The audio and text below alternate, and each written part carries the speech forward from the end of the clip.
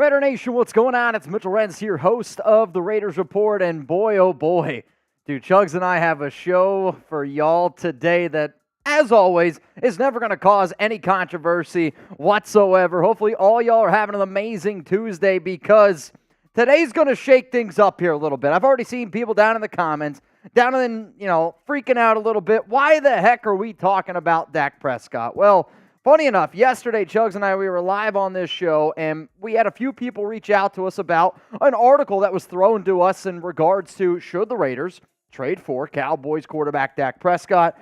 We're going to talk about it today, right? We're gonna talk about it today, and laughing, joking. I've had so many people reach out and ask me this simply because of, we'll say, a few weeks ago, Chugs put something out on social media about Dak Prescott, and somehow we are here, and that's what we're going to discuss. I'm also going to talk about a player that ESPN linked to the Las Vegas Raiders in terms of the NFL draft. We'll also get into a quarterback prospect that the Raiders have a meeting with this week. I'll tell you who it is. Then I'm going to do a segment around why the Las Vegas Raiders cannot afford to draft Bo Nix. So if anybody out there is a big-time Oregon Duck fan, a big-time fan of Nix, you're not going to like today's show. That I can promise you. And then on top of that, I wanted to start doing videos leading up to the draft of these are the top 10 players that I would want the Raiders to target at a certain position. Today, we're going to talk about linebackers, and I'm not going to sit up here and say it's the 10 best linebackers in the 2024 NFL draft. I'm going to sit up here and say that it's the 10 LBs that I believe fit the best with Antonio Pierce, Patrick Graham, with our brand new linebacker coach that we have in Caldwell. So, to me, I try to find value, best players available, top 10. We're going to be getting a lot of those. So, Jeremy, welcome in right now. We got 409 people here. Woo! If you haven't already, make sure you click that like button. Do you want the Raiders to draft Bo Nix? Type D for draft, type P for pass. You know where I stand on this. I know that you're not a Knicks fan. I'm not a big Bo Nix fan either. I'm not big on Knicks. I'm more of a Penix guy. More of a Penix guy. I thought you were going to say you're more of a Rockets guy, but maybe that's even worse with Penix. What up, Edgar Gonzalez says pass. Juan Hernandez going to go with pass. Easy. Here we go. Here we go, Easy. We got 3-1. Chris pass. Frank Mendez pass. True Raider podcast pass. Seeing a lot of pass on Knicks now. I also see Mr. Tiki down there telling me to draft him. RJ Cool's telling him to draft him. And the part that I really want people to understand when I do this Raiders Report show and when we do a lot of these things is it's okay to disagree. And I literally want people to, if you want the Raiders to draft Bo Nix, this is where you let me know. You say, yes, Mitch, they should go out and draft him. Whether you believe that's at 13, whether you believe it's at 44, wherever. I am sitting up here telling you that I don't want the Raiders to draft him at round 1, or even at this point, I'm kind of at the point where I wouldn't even want the Raiders to draft him in round 2. I just, because also the thing is, if you draft a guy with the pedigree of Bo Nix, the expectation is he's going to start. And me and you kind of both agree he's not ready to start, in our opinion. Yeah, he's not close. What up, Real Cowboy? Let's go. And can I get a Raiders? What up, what up? Derek Garcia, Jordan Scott, Agent Red, Mr. Tiki, all seeing y'all out there rocking with us today. We do have like I said, today's going to be a wild show. We're going to talk a lot about quarterbacks, but I also wanted to take a deep dive into some of those linebacking prospects out there because I believe it's a position that the Raiders are going to target somewhere in the middle rounds of the 2024 NFL draft. We got some breaking news, not around the Raiders, but the Kansas City Chiefs. They are re-signing running back Clyde Edwards-Helaire. So the LSU running back goes back to Kansas City. Clyde Edwards-Helaire. I mean, that's a pretty big move for them. Good move for him, too. They're live right now, too. So. All right, so it's perfect. Where are you watching from right now? I see Luis Rodriguez is rocking in Portland.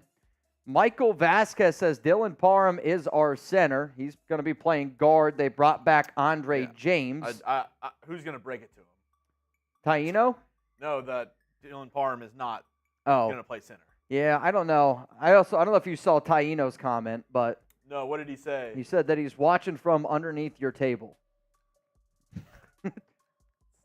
Get out of there. Get out of here. Hello, brother. Hey, brother. Queen Sarah Auto rocking from Missouri, sacked down from Highlight Hendo Network. Actually, Highlight Hendo. I don't even know what. Do I call you Highlight or Hendo? I was talking about you the other day with my girlfriend Alex, talking about Raider fans, and she was talking about like curly hair. She wants me to rock my hair curly, and I was like, something like this. I wish I could pull off the curls that Hendo's rocking with. Those are electric. Well, also, what's electric? It really doesn't matter where you're watching from today. Yeah. Because wherever you're watching from today, yeah, you can use Game Time, the sponsor of today's live show. Woo! I'll tell you what, man. I love Game Time. I think you guys would like Game Time as well. There's a lot of sponsors that we've had here on the Raiders Report over the course of 4 or 5 years, but legitimately, there's not many sponsors that I use on a monthly basis besides, there's definitely some. But this one in particular, like, I'm more of a needs and wants type of guy, right? And I have that conversation all the time with Alex of, you might want that, but we don't really need it. Mm-hmm. If there's something that I'm starting to learn more of, I got to do better for date nights. I got to start, allocating some of the money towards the wants. Got to give her what she wants. And she loves to do. And then she'll give you what you need. Potentially. But the reason why I love Game Time, though, is they've really helped me kind of elevate my dating life with my fiance, Alex. She's been bugging me, and I mean this in the most respectful way possible, of Mitch, I want to go out and do more things, and I want to go out and, just experience life a little bit more. It's tough. I'm saving up for a wedding, saving up for a house.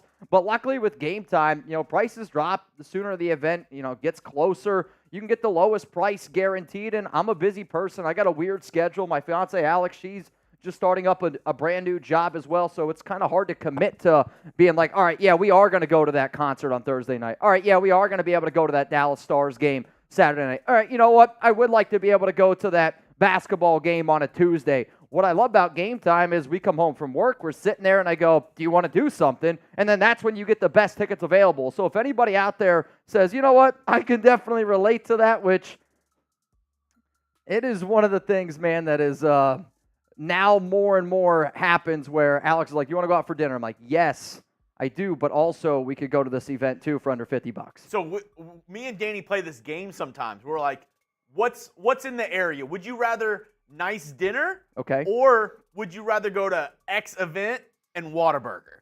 Ooh. Because it's like, yeah, you get the same price, around the same price if you're going to go to a nice dinner or an event using Game Time and our promo code CHATSPORTS, CHATSPORTS. It'd be around the same price if you did, a date night doing that and then like a drive-through rather than a nice dinner. Now, sometimes we want to go have a nice dinner. You know how I am with the food. I'm a foodie through But and sometimes you're like, I'd rather go see a comedy show. Oh, I'd rather go see a play. I'd rather go, I don't know, see the Mavericks take on the Rockets next week. You going? Maybe. Potentially. Bottom line is the link's going to be available to you all down in the comments, down in the description. With Game Time, anything is possible. Lowest prices guaranteed. Shout out to them for sponsoring the Raiders Report. Not only are they allowing me to go to a lot more games, they're also helping keep Alex off my back here a little bit. Speaking of linebackers. Yep, sure. Will the Raiders draft a linebacker this year? Give me a yes. Give me a no.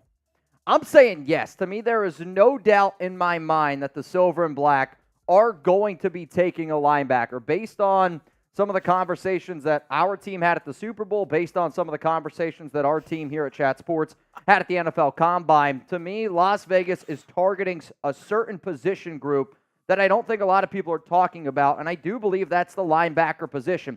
Yes, the Silver and Black have Robert Spillane, Divine Diablo, Luke Masterson. You got a few other guys that are a little bit more bottom of the depth players like a Darian Butler, somebody like a Kanai Malga, if you will, somebody like an Amari Burney, who they ended up drafting last year. But this is a brand new regime. Antonio Pierce, former linebacker. You got a brand new linebacker coach in there. And I think that they are looking for a certain mold of a type of player at LB. So we'll talk about some of those players today. But I also know that some people don't think that they're going to draft one. And I think the linebacker class this year, similar to the running back class, where it's not top heavy. You're not going to see anybody for sure drafted in round one at linebacker or running back this season. But I agree. There's a slurry of guys rounds 2 through 4 who can really help a team out this year. Like you'll see some of the options that we have for the Raiders to draft that linebacker. there's some guys who you can get in round 3 or round 4 that can start now Oh, yeah. for you. I would say there's a few dudes out there that might even be the best linebacker on your team, not named Robert Spillane. Yeah. I mean, I'm not going to sit up here and say that you're going to be able to find somebody that's better than Robert Spillane in year 1, but there's one linebacker that Spillanes just don't grow on trees. You're right. They don't. They really don't. Spruces. Unless you're an organ donor. Yeah. Then you can get an extra spleen. Though I'm pretty sure you don't need it. Yeah? Maybe. Bottom line, though, there is one linebacker that I do think could potentially be better than Robert Spillane. Not in year 1, but potentially in year 2, year 3. We got a few super chats to get through. I see Rattler over Nick. So I put out a video on our YouTube Shorts. I also answered some questions from some people from the nation over the past week, and I put a video out on my Instagram today, at Mitchell Renz 365, and I asked the question, would you rather have Spencer Rattler in round 3 or Bo Nix in round 2? And I think a lot of people that watch the show just know that at this point. I'd rather have Jaden round 1. Sure. Honestly, I bet you if you go through that video, that's majority of the comments. I don't want either. I just want Jaden. In a world where y'all have to pick between Spencer Rattler or Bo Nix, who would you pick? Bo, let's say, in round 2, Spencer Rattler in round 3. Let me know down below. I'd rather roll with Rattler. Let's go to the True Raider podcast. Would you add Colton Miller in a trade to get Jaden Daniels? I wouldn't love the idea, obviously, but at the end of the day, like, if somebody told me that the other opposing NFL team valued Colton Miller as a first-round draft pick, like, would I rather give up my 2025 first-round pick or Colton Miller? It's a very difficult conversation. I think it also goes to how much do you believe in Thayer Munford, because I'll also say that I was impressed by Munford on the left side of the offensive line last season, and if you were able to get Thayer Munford, or if you're confident in his ability to play on the left side, then I'm more open to that idea. But based on what this Raiders offensive line is right now, like, I would rather them go out and sign a Dalton Reisner, say, hey, you're going to play left guard. We're going to put Parham in over there at right guard. Thayer's going to take over for Colton at left tackle, and then you can still go out and find if you're going up and trading for Jaden, you're not going to be able to get a Talisi Fuaga. You're not going to be able to go up and get some of those top offensive tackle prospects. However, though, there is an offensive tackle prospect that I'm going to talk about today that I would trust to be a starting right tackle that I believe that you could get in round 3, maybe round 4 if he's available there. Maybe. But what I like, the player that I believe that has the most value in a trade, not named Max Crosby and not named Devontae Adams, that I do think that they could move, it's probably Colton Miller, and then the other name to at least keep in mind, I'll just say it's Tyree Wilson, just because the Raiders did not draft him, but they would end up eating some money. But to answer your question, if it's the only way that I can get a franchise quarterback is to trade our left tackle, yeah, I would do it. Jet, I don't think Penix's skills translate to the pro level. Way too much deep ball and bad reads, etc. Roll with Aiden this year and take a corner at 13. I mean, I'm just going to disagree with you. I don't know how anybody could say that you don't want Michael Penix Jr., but you're okay with rolling with Aiden O'Connell. I mean, that's just a weird concept to me. Like, to me, Aiden, you know what he is. Aiden's never going to be a top 10 quarterback. He's never going to be a top 20 quarterback, I don't think. Like, he's going to be somebody that gets a few spot starts. He's going to have a career. His ceiling, and I thought about this the other day. My opinion on AOC, his ceiling is Ryan Fitzpatrick.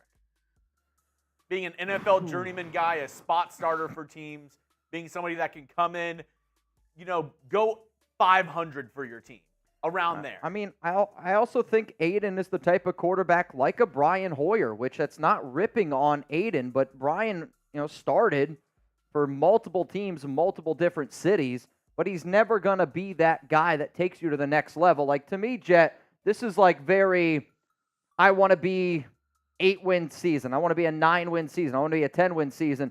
I want to get out of this purgatory land that the Raiders have been in for so long with Derek Carr, I with want to Aiden be the O'Connell. very best. I mean, at this point, like, I would rather you take a swing on a miss on a guy that has way more upside than Aiden, and if that means taking a Michael Penix Jr., like, I think Penix's skill set translates way better to the NFL level than Aiden O'Connell. Let's go to Wrong Way, 3 firsts and Kuntz, Jaden Daniels.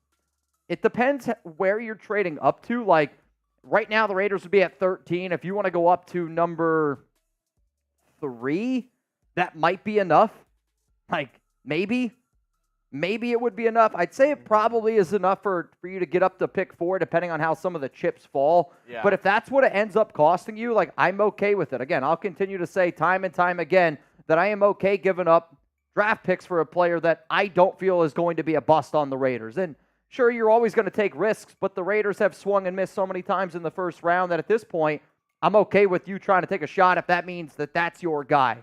Like, I'm so confident that Jaden Daniels is not going to be a bust with Antonio Pierce the same way I was so confident in the Raiders when they brought in Jack Jones. I was like, this is going to work because Jack Jones believes in Antonio Pierce. Jaden Daniels believes in Antonio Pierce. And overall, when you look at this entire Raiders team from top to bottom, like, this team is a quarterback away, a Jaden Daniels away from being a legit Super Bowl contender in my eyes. Dak Prescott away.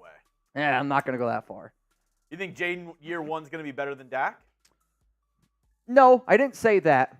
But to me, Dak Prescott, and I don't want to give away part of our show here, there's a big difference, and there's a big, big reason why I would not want the Raiders to trade for Dak Prescott. But I don't want to give all that information away. We are going to be doing a 50-50 raffle today, and if anybody else wants to get those questions, comments on the show, you can use hashtag Raiders or Super Chat, which kind of allows you to skip the line and get in on this one. If you want in, it is a $20 Venmo at Mitchell Renz 365. I'll also say this. The very first person that gets in this race, I'm going to give you a free entry today. We had a few good races over the past few days. No March Madness races today. The next time we do some March Madness races is going to be Friday. Oh, are you trying to get in? It's going to be on Friday when we do our Final Four. Has anybody gotten in yet? I have not looked. All I see is that I owe Alex $115. Brutal. I know. Today, we had to take Chuck to the vet. Brutal is right. Though, I think his tail's all right. We thought he broke his tail. Yeah. Yeah, I think he's all right, though. I think he was just faking it now. I don't know. He's perfectly fine. He was perfectly fine today. I don't get it, man. Though, he does have like a little bit of it looks like a ball on his tail. Like, it looks like it's swollen. Moose knuckle. Kind of. Imagine, it kind of looks like Cullen's nose on his tail. A moose knuckle. No? Coming up live here on the show, we're going to get into some juicy Raiders rumors around Dak Prescott. I didn't say that wrong. Around Dak Prescott. Then we're going to talk about a quarterback that is meeting with the Silver and Black. Then we're going to get into a prospect that ESPN is linked to the Silver and Black that I do like the idea around potentially drafting him. Then I'm going to give you all my reasons why the Raiders should avoid Bo Nix like the plague. And then 10 linebackers to target in the draft for Patrick Graham, Antonio Pierce, and our brand new defense here. As always, if you haven't already, make sure you guys click that like button. Believe it or not, it does help us out quite a bit. And to the 700 people that are tuned in right now, rocking with us. Daniel Caps Keenan does make a good point. He said, you can't draft Jaden Daniels because he won the Heisman. Say that again? He said you can't draft Jaden Daniels because he won the Heisman. And when's the last Heisman-winning quarterback to win the Super Bowl? So then you can When's the last Heisman-winning quarterback from LSU that's ever been good? I don't know. I mean, it's... I hate you can't take somebody who won the Heisman. I hate everybody compare, like, people are like, Jaden Daniels going to be Jamarcus Russell just because he wears an LSU helmet. Blows my mind. It's the same people that said that C.J. Stroud was going to be bad because he played at Ohio State. It's just, I can't do it. Mitch, you can't draft Jaden Daniels because he was born on the 4th of January. And how many quarterbacks have won the Super Bowl that were born on the 4th of January and whose mom's name is Sheila? Let me know. Let me know that answer and then get back to me. Yeah. We need to find a quarterback whose name is Tom Brady. How many Tom Bradys have won a Super Bowl before? If you could just draft a Tom Brady. That's true. I mean, the logic is sound. Nah, and I know that some people are worried about Jaden. I'm worried about Jaden's inability to throw in the middle of the field. Like, I'm not going to take that away from him. However, what I love about Jaden is his ability to process information. He's a hell of an athlete at the quarterback position. And I will always say this. I am a sucker for somebody that shows me that they are learning and getting better. And Jaden, the amount of steps that he has taken as a quarterback from his first year at Arizona State to LSU to his second season at LSU. I mean, you don't make leaps and bounds like that unless you got the right stuff up here. Daniel, I could say this. Name the last quarterback who's won a Super Bowl that was drafted by a guy whose YouTube name is Daniel Caps Keenan. Prove me wrong. I know that some people are worried about Heisman. I just feel like the logic is not sound there. I'm with you. You wear red shoes, so I can't trust you. Someone with red shoes once lied to me. I also know that sometimes Heisman winning trophy quarterbacks don't always translate to the NFL. I get that idea behind all this. But again, if you're going to trust Antonio Pearson, if you're going to put your full faith into what the Raiders are doing this offseason, then I feel like I don't know how people don't back up the idea of Jaden. But we'll get into today's show. Well, Mitch, you won the Heisman, so you can't draft anybody that wins the Heisman. I'm with Johnny Gruden here. It's ridiculous logic. I know. What up, J-Ro? Mitch, you're pretty spot on with player development majority of the time. Who is the one player you were dead wrong on? Chugs, stop looking so sexy. I mean, that's impossible. I would say one player that I was really dead wrong on. I was really wrong last offseason on Robert Spillane. That was probably one of my biggest swings and misses that I've had in a while. I'll also say I was very wrong on Corey Littleton. I was very excited that the Raiders are going to be able to get him from a draft standpoint. And here's the problem with the draft, right? And every single year over the past few years, I've had multiple Raider fans just call me all sorts of horrible things because I've given Raiders draft grades very low grades since I've done this show. But when I do this show, I give you guys my honest opinion. And if I don't like something, then I'm going to tell you that I don't like something. And based on a lot of the things that have happened for the Raiders in the draft over the past few years, I would say my biggest swing and a miss that I've had was I did not like the Raiders drafting Nate Hobbs. I didn't think Hobbs was going to be a good player. We had him as a 7th-round draft grade here at Chat Sports. And that's the thing. Sometimes you're going to be wrong. I can remember my highest draft grade back in 2019. His name, Max Crosby. I mean, I can tell you one person I was wrong on last year. Who? And I, halfway through the season, immediately ran the other way. Marcus Peters. I thought Marcus Peters was going to be good. I think sometimes we fall into the trap of... And he was cheeks. I definitely think we fall into the trap, especially Raider fans that are like, everybody wanted Marcus Peters to work because he grew up a Raider fan. He's got that Oakland vibe. His dad's a Raider fan. I wanted that to work so bad that sometimes, you put your blinders on. And I think thinking of those blinders is at times what Raider fans do with certain players on the team that they really like, but he doesn't let's have be to real. tackle. If he just gets 8 interceptions this year, we'll be fine. And we're good. What up, Zeno? It's funny that you are talking about Dak because yesterday I made a video on TikTok, which is at 50K views saying Dak was traded to the Raiders. I'm going to guess that worked really well, if I had to guess, because of small flex. Small flex. I'll say this, Zeno. If I had to guess why that video did so well, one, the day. Yesterday, I don't know if you guys know this, was a very prankster-ish day, the worst day in all of sports. But also, you put a big name like Dak, you put a big name like Raiders, Zeno, come on. You know that's going to stir up the nation here a little bit. All right, y'all. Let's get into today's show. I want to get into these news rumors, tell you why you can't draft Bo Nix, and then we're going to talk about 10 linebackers to target in the 2024 NFL Draft. Before we start, brother, could you go and smash the like button? Oh, actually, I also have to look to see who is in our... Check Tuesday. Hit the like. Razor. Who is in our duck race here? I said I'd give somebody a free entry to the first person that got in. Looking at my phone right now. The first person in our duck race, James Guevara. James Guevara, the evil Mr. Beast. He takes and he gives, but he takes more than he gives. I literally just think of Morty. That's all I hear when you do this voice is Morty. Luis Rod, you in. Luis Avina, you in. Rick Hand is also in.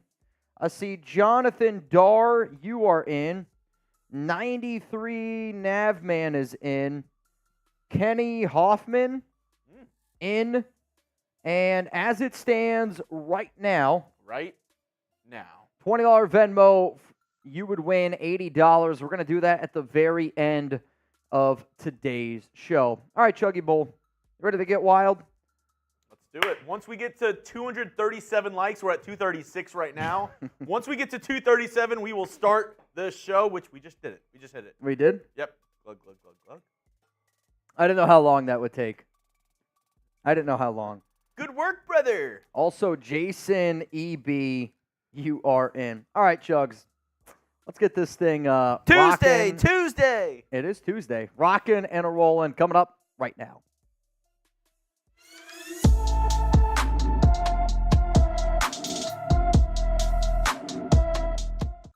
Coming up here on the Raiders Report, are the Las Vegas Raiders going to trade for Cowboys quarterback Dak Prescott?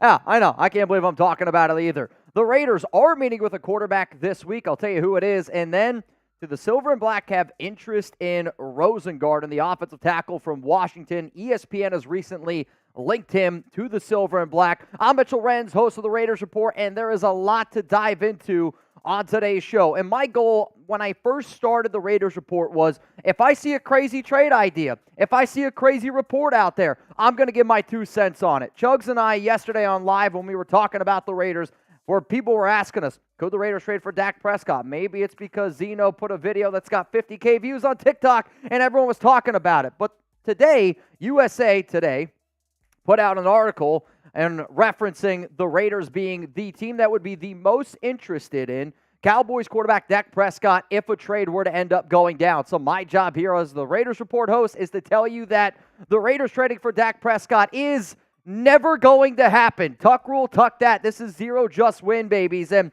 I do sometimes get frustrated when I'm forced to talk about things like this because when so many people ask me about a topic, and I get it, Dak Prescott, big name guy, I get it, the Raiders need a quarterback right now, but in no way, shape, or form does this make any sense for the Silver and Black to trade for this guy. I mean, I know that the Raiders were mentioned as the top destination. Do you want to know why? Because they picked 13.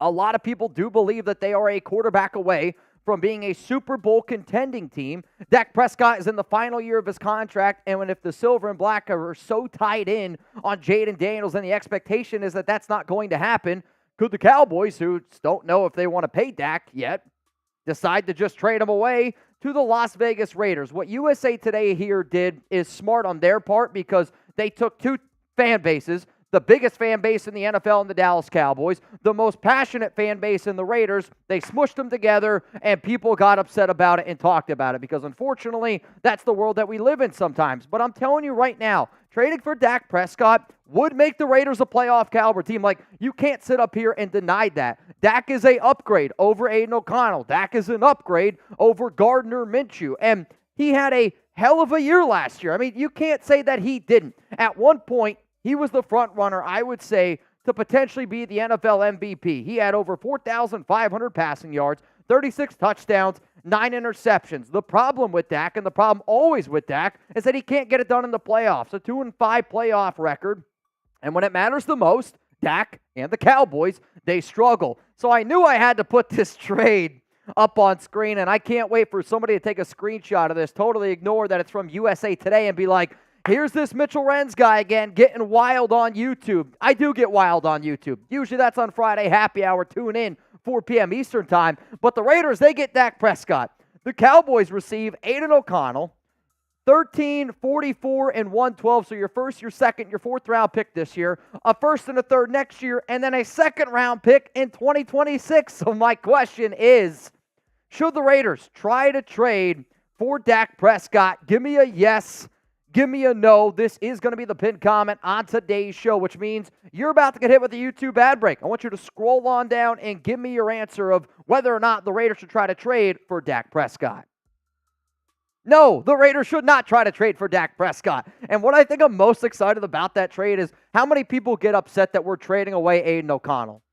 I mean, at this point, if you're traded for any quarterback, even if you draft a QB, it would not surprise me if the Raiders did try to trade away Aiden O'Connell. But the reason why the silver and black and the Raiders in general should never trade for Dak is because if I'm going to take a deal like this and I'm giving up my entire farm for a quarterback like Prescott, who's 2-5 in the playoffs, I want somebody that I believe can help me win a Super Bowl. And here's the problem. I don't think that Dak Prescott is ever going to win a Super Bowl. I don't believe an NFL team can win a Super Bowl with Dak at the quarterback position. So why am I going to trade all of those picks for somebody that I don't believe at the end of the day is ever going to win a Super Bowl? It's just win, baby. Commitment to excellence, not let's just try to get into the playoffs and then have it all fall apart. I don't want that to happen. I'd rather the Raiders give up all those picks for Jaden Daniels. To me, that has a lot more upside. Then on top of that, not only are you going to have to give up your entire farm, all those picks for Dak,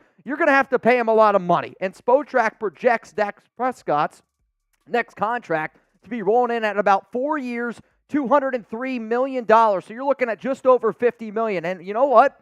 Spotrac, I think, is even lowballing him a little bit. There's never going to be a world where I sit up here on this show and I go, the Raiders should give Dak Prescott $50 million a year. What's crazy is I bet you next offseason, if he becomes a free agent, he's going to make $60 million a year. Why? He was once the Cowboys quarterback, and the salary cap, the numbers, quarterback numbers continue to grow and grow and grow. If I don't think that Dak's ever good enough to win a Super Bowl, there's no way in hell I'm giving up all the picks, and there's no way in hell I'm paying him all that money. So should the Raiders do it? No. And here's the thing. I say a lot of times, subscribe for Raiders videos. If you think that the Raiders trading for Dak Prescott is a bad idea, hit that subscribe button. My job here is I see crazy stuff all the time on the internet, and I get it. This is the offseason, right? Like, this is when crazy shit happens. And I love when people ask me questions. But I also am a human being, and I'm also going to give you my honest opinion. Like, would Dak help the Raiders win this season? Yes. But I don't think that Dak Prescott is the answer and ever going to win you a Super Bowl. And if you agree with that, hit that subscribe button, turn on those notifications, because if the Raiders ended up making a trade like this, dude, I don't know what I would do. I would be almost just as upset as I was when the Raiders freaking hired Josh the Clown McDaniels. Coming up next here, find out which quarterback the Las Vegas Raiders are meeting with this week, because I'll guarantee you this, 50% of y'all have never heard of him before. I think there's a reason why they're meeting with him. I'll tell you that in just a sec. But today's show sponsor is Game Time, and if you guys are looking for last-minute tickets and the lowest price guaranteed, who out there likes a good deal? I am a king for looking for a good deal. I will spend 10 extra minutes, 20 extra minutes looking, even if I can save an extra $1, $5 out there. It's one of the reasons why I love Game Time.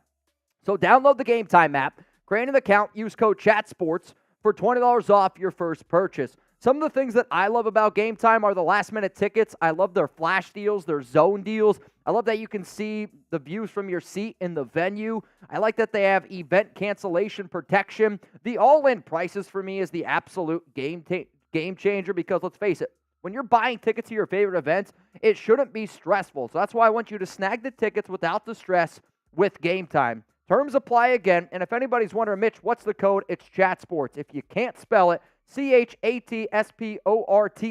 It's down there below. Also, you're going to be able to find those links for you guys down in the comments and in the description of today's episode. But Game Time is fast and easy way to buy tickets for all sports, music, comedy, theory events near you with killer last-minute deals, all-in prices, views from your seat, and their best price guarantee. Game Time takes the guesswork out of buying tickets. So are the Las Vegas Raiders meeting with a quarterback this week? I'm going to give this one 4 just win babies, and I'm going to say believe it, baby. I will admit, when I saw the news come out that the Raiders are meeting with the quarterback, I go, who is this guy? Because I don't really know who he is all that well. I did find out that he has recently played some college football, and we'll talk about where he's playing now, where he played at once. But if you're wondering, Mitch, who are the Raiders meeting with? They are meeting with Corey Curtis. And if you're like me and you're like, who the hell is this guy? Well, he's the quarterback for the Desert Hawks right now. And Curtis stated on social media that he has a private workout with the Raiders on Friday. And according to Curtis himself, he is meeting with 5 other NFL teams out there. The reason why he is getting some of this notoriety and the reason why I think some people are picking up the phone and calling him, apparently he looked good at Big 12 Pro Day on March 30th. Now, some of y'all are like, all right, there's got to be more to the story. And I completely agree with you because I find it very surprising that the Raiders would go out. They would try to target a guy like Curtis before the NFL draft, and maybe they're trying to put him on the practice squad, but even then, quarterback currently for the West Texas Desert Hawks, played college football at Ohio State, never saw the field, also played at Bryant, and also played D2 football in the PSAC at Gannon. He is 6'3", 230 pounds, and based on some of the things that I've seen, he does have a strong arm, right? So he's got a strong arm. He looked good at the Big 12 Pro Day. So, Mitch, why are the Raiders wanting to look at Corey Curtis? Here's my guess. I'm not saying that this is the truth. I'm just taking a guess here. I find it hard to believe that the Raiders are legitimately looking at Corey Curtis and saying, that's a guy I want on my practice squad. I just don't think it's happening. So my guess is because he looked good at Big 12 Pro Day, and I'm guessing other players looked very good at the Big 12 Pro Day as well, who's a quarterback that we might be able to say, hey, you want to come in for a private workout, but also it's to look at other players, maybe the wide receiver position. I know the Raiders need to add a little bit more depth at the receiver position. I know they're looking for a DeAndre Carter replacement because of the new kick returner rules.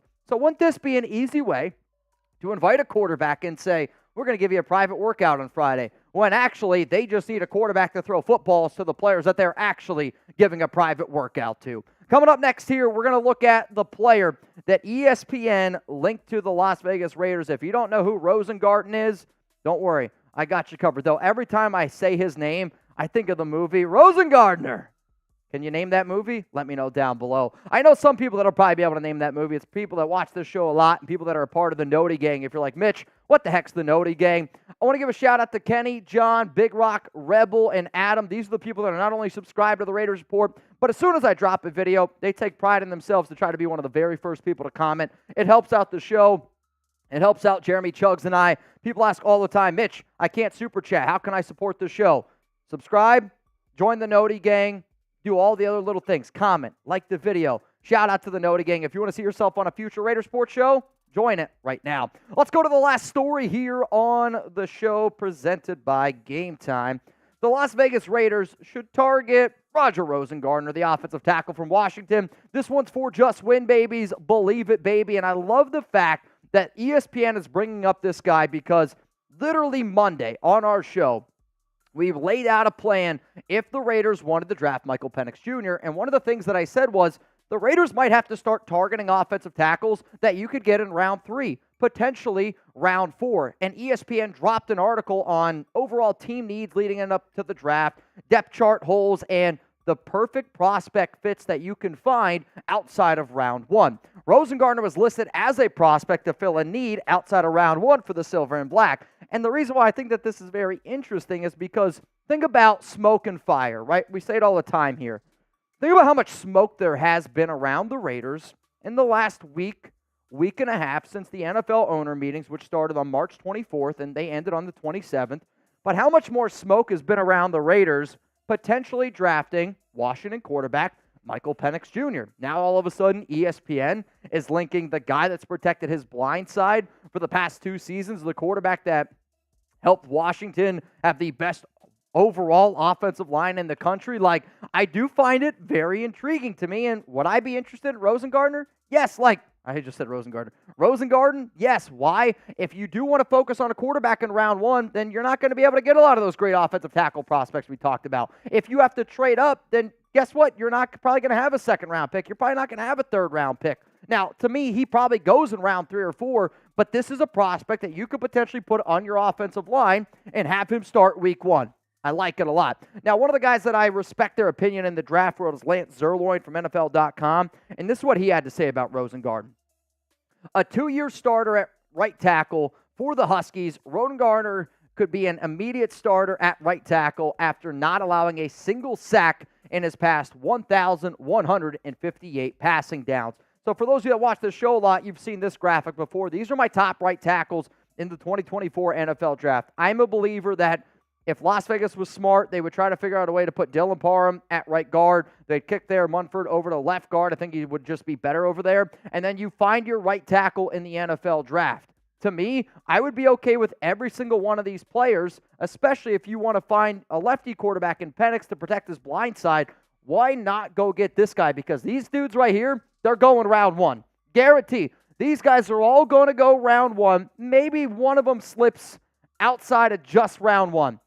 If you can tell me that we can find a potential starting right tackle, maybe right guard even, I do think it's an option to at least throw out there to find a round 3 or round 4. Let's go to Lance Zierlein here again, and he said, 2-year starter with long legs, a physical demeanor, and a limited athletic profile. Rosen Garden is smart and uses all the tricks in his bag to make up for his lack of fluidity. His ability to help protect his quarterback in 5-man protections helped to bring the Huskies the Joe Moore Award, given to the top offensive line in college football. But he might be too slow-footed to stay in front of the NFL rushers.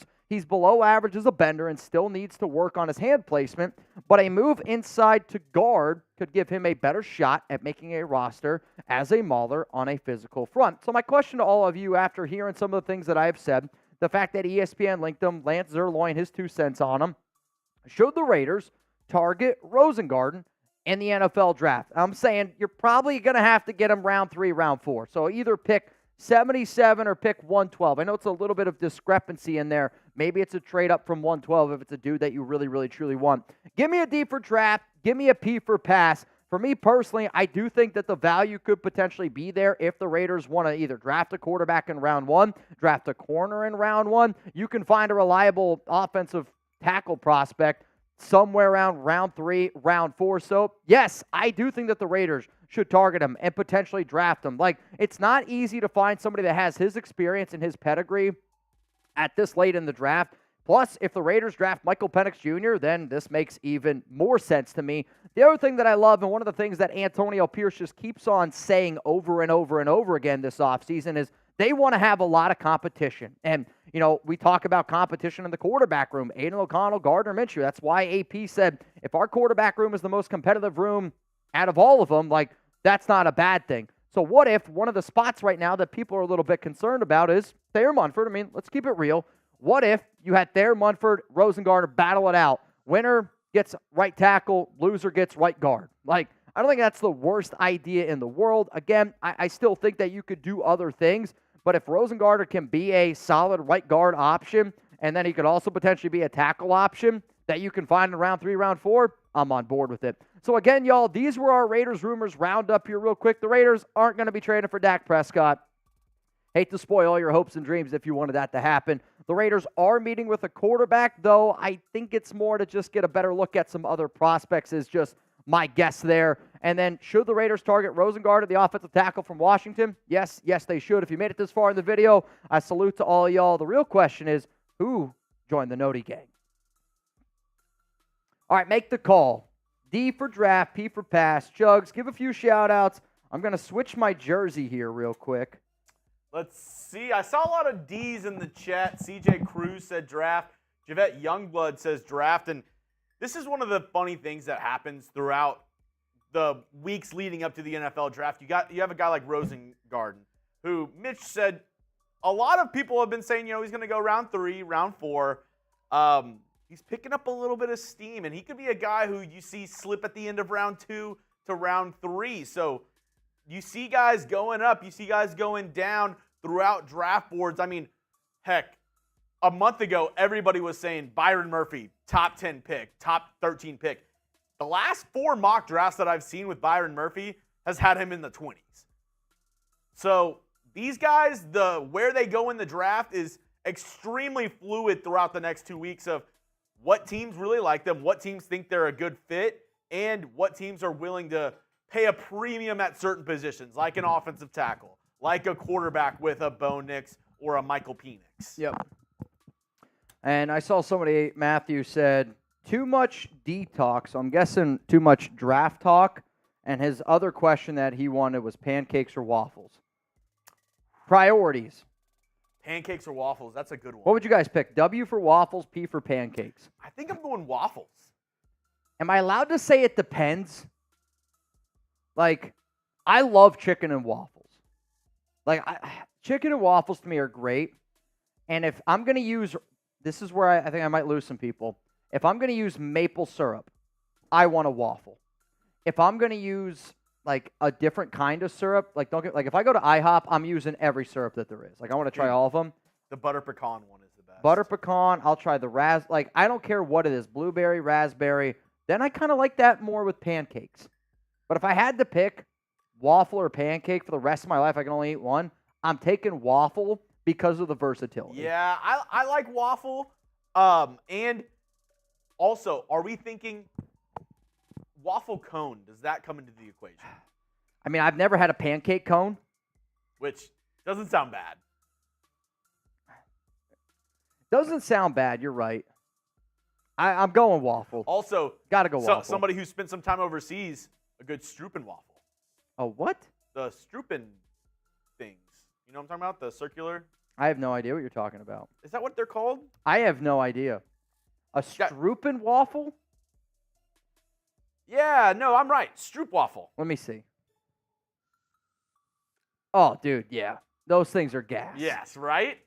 I didn't know what you're talking. So it's basically 2 thin layers of waffle, and you can get like caramel, there's honey or whatever in between. I love cannolis. Cannolis, overrated. You've never had a good cannoli then. Yeah, I mean, we also weren't in the best state of mind. I almost convinced Mitch to get the cannoli chips today. No, I wasn't going to do the cannoli chips. I mean, I got the cannoli for Cullen because he never had one before, which blew my mind. I couldn't handle it. Churro, yeah. Churro, now I'm everybody on at board. the office is calling him Cullinoli. Oh, my God. I hope that sticks. Hopefully we don't see the cream. 93, Orlovsky fake fart on McAfee. Thoughts? He definitely... We were just talking about this. He definitely farted. I don't think he did. I think it was a fake? I think it's a fake fart. I think he got notoriety for it before, so tried to do it again. Like, that's what Orlovsky's about. Yeah. Like, it doesn't sound like a real fart to me. It doesn't. I mean, where's his mic at? Like, in all honesty. I mean, he was on his phone, it looked like. Sure. But it does not sound like a real fart to me. Like, it sounds like if I was going to stage a fart, that's what it sounds like. Yeah. I definitely don't think it sounds like a windshield wiper blade. And the way Orlovsky played it off, like, he knew, like, what they were talking about. The whole thing to me just seemed fake. Yeah. Orlovsky's a phony. What up, Will? Dak Prescott, a quarterback, is just like spit-shining Derek Carr and throwing him back out there. I mean, Dak is clearly an upgrade over Carr. Let me know down in the comment section. DP or DC, better quarterback? It's not close. I just want to hear from them. What do you think? Who's the better quarterback? DC or DP? Prescott or Carr? If you had to choose one. I would take Dak Prescott at $60 million a year over Derek Carr at $40 million a year. Like, I don't even think it's close. And again, I'm not a Dak guy. I'm probably one of the lower guys here in the office on Dak. But there's just no way that anybody thinks that Derek Carr is a better quarterback than Dak Prescott. I mean, Dak was in the MVP conversation last year. I know he was, but I'm not going to trade for Dak. There's no way that, and again, I'm looking at the chat right now. I'm seeing a lot of DCs, which is wild to me. Somebody said DC pre-injury. Sure. That's Derek Carr at 2016. Dak had an injury. Ankle injury. Very true. He was out for the entire year. Yeah. Yeah, I mean, it's not close to me. It's Dak Prescott. He's way better than Derek Carr. Let's go to Eric M. I would rather trade for DC than trade for Dak. Yep, no. That's a horrible idea. I would rather trade for Dak Prescott than Derek Carr. And again, guys, we're talking about Dak is probably, I think he's in that top 10 quarterback conversation. Derek's clearly not even top 20. And the amount of times I've already had this conversation, we're just going to keep it moving. One team was a top seed in the playoffs last year. Oh, they did get smoked by the Packers. Yep. The other team did not make the playoffs. So yeah. And everybody said, look at the offense DC has around him. He has Alvin Kamara. He has Michael Thomas. And by far the worst division all of football. Not even close. Like, I mean, I think if you were to ask 100 people that legitimately know football, I would say 90% of those people say the AFC or the NFC South is the worst division in football. And to get 100 people to agree on a topic like that, that's not easy to do. I mean, Is the NFC South the worst division in football? Give me a Y for yes, N for no. Last year. I mean, they had to go up against the Panthers. Twice. The Falcons. The Buccaneers. Yeah. The Buccaneers. I don't know if this is new. I thought this one might have already happened, but the Colts are re-signing safety Julian Blackman. That is brand new. That's breaking news. Yep. So Colts re-signing Julian Blackman, 1-year deal. Interesting. All right, y'all. Remember, if you want a chance to get in, win a little bit of money, $20 Venmo at Mitchell Renz 365. Right now, as it stands, we got 9 people in, which means winner would get $90. Nav, man, he holds all the records because before 2000, quarterbacks attempted 15 passes a game. For what? He was like, well, Carr holds the passing records for the Raiders. Sure. I mean, look at all the passing records in the NFL. Like, all the passing records in the NFL are owned by modern-day quarterbacks. They threw the ball 16 times a game. They also only played 14 games. Now you're playing 17. I mean, when I look at NFL quarterback numbers, you can't really compare the two. I don't think it's fair. I don't even think Derek's the best quarterback in Raiders history. Let's go to Purple Walrus. Hey, Mitch, with the Vikings also liking Penix, will it be a good idea to trade with Arizona or Chargers to get him? No. I mean, to me, the only quarterback that you're trading up for is Jaden Daniels. And there's going to be a lot of smoke around Penix, but, like, he's not even their top. Like, the Minnesota Vikings, their number 1 quarterback that they want is Drake May. The number 2 quarterback they want, J.J. McCarthy. The number 3 quarterback they want is probably somewhere between Penix and Jaden. Like, yes, those teams met with them, and every NFL team should meet with those top 7 quarterbacks, Spencer Rattler included. Every team that needs a quarterback. All right, maybe minus, hear me out, maybe minus, like, the Bills, the Bengals, the Chiefs, but even teams like that don't necessarily need a QB. I would still want to, like, meet with a quarterback to prove that I might be interested in a few years. The Texans? No, you got Stroud. I'm trying to think of a better example, like of a team like Tua, like the Dolphins. The Dolphins should meet with the quarterbacks. Like, yes, they have one, but, like, you still want to show that there's a chance that you might take one. Yeah. Even the Cowboys. The Cowboys would be a team that should meet with quarterbacks. Yeah. Even though Shador is going to force his way to Dallas next year, apparently. That would be nuts. I mean, I'll say this. That's a big money move for Shador. And if there's somebody that would go along with it, it's Jerry Jones. Oh, yeah. I'd be happy for Tom. I know that. I'd be happy for Tom. That's a moneymaker.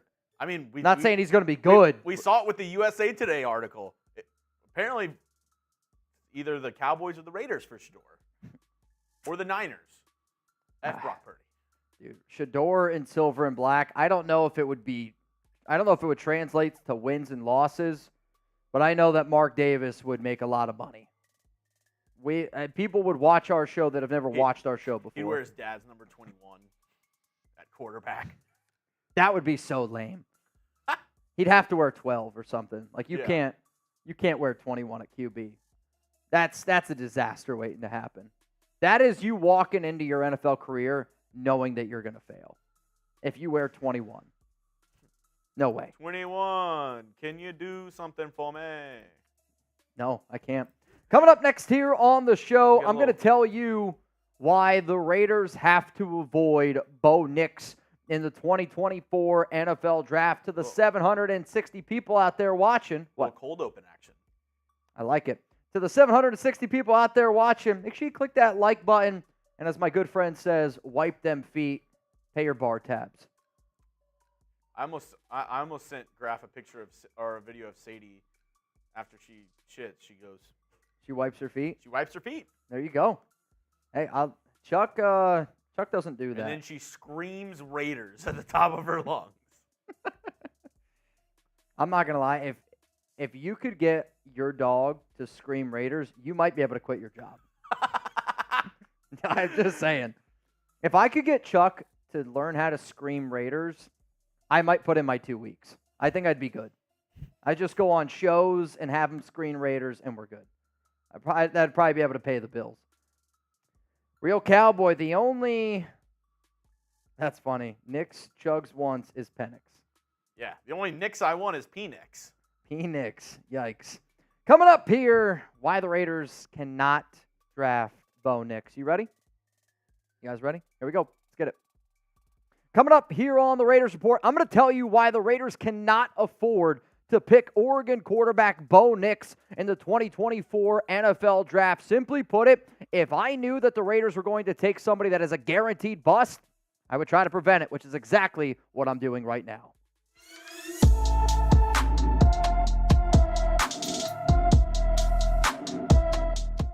Raider Nation, what's going on? It's Mitchell Renz here, host of the Raiders Report, and today's show is presented by Manscaped. Head on over to manscaped.com, use code Raiders. That way you can save 20% off and get free shipping on the best male grooming products out there. Simply put, if I hear the Las Vegas Raiders are drafting Bo Nix, it's a kick in the balls. And if anybody out there agrees that the Las Vegas Raiders taking Bo Nix in the 2024 NFL Draft is a kick in the balls, then I want you to like the video because you're going to like today's show. And you're also, well, hopefully your balls are taken care of a Manscaped and they look okay. But I know this, if I got kicked in the nuts, I'd rather get kicked in the nuts than the Raiders drafting Bo Nix. And I'm going to tell you all those reasons why. And the biggest thing that a lot of people always hit me with are, Mitch, look at his numbers. I looked at his numbers time and time again. And the problem that people have is you can't just look at a quarterback's numbers. Put on the tape. If you can legitimately look at me on this camera right now at home and you go, I've watched the tape on Bo Nix. He's going to be a good quarterback in the NFL. I don't trust your ability to watch quarterback tape. I get it. He had 51 total touchdowns, 3 interceptions last season with the Oregon Ducks. The year before that, very impressive. A completion percentage at 77.4%. Like, what he looked at Auburn compared to the way that he looked at Oregon is two totally different quarterbacks. And one of the things that I always say is I want to be able to find somebody that gets better and better and better. So some of you are like, well, wait a minute. Bo showed you that he was able to get better and better and better as the years went on. I don't disagree with that. My point is, when I make this video, is Bo might be a good quarterback on other NFL teams. Like, to me, the number one team that should draft Bo is Sean Payton and the Denver Broncos. My point is that all I care about is the Las Vegas Raiders. I'm not saying Bo Nix is going to be a bust on all 31 NFL teams. That's not what I'm saying. I'm saying that Bo Nix on the Las Vegas Raiders is a bona fide bust. It's a guaranteed.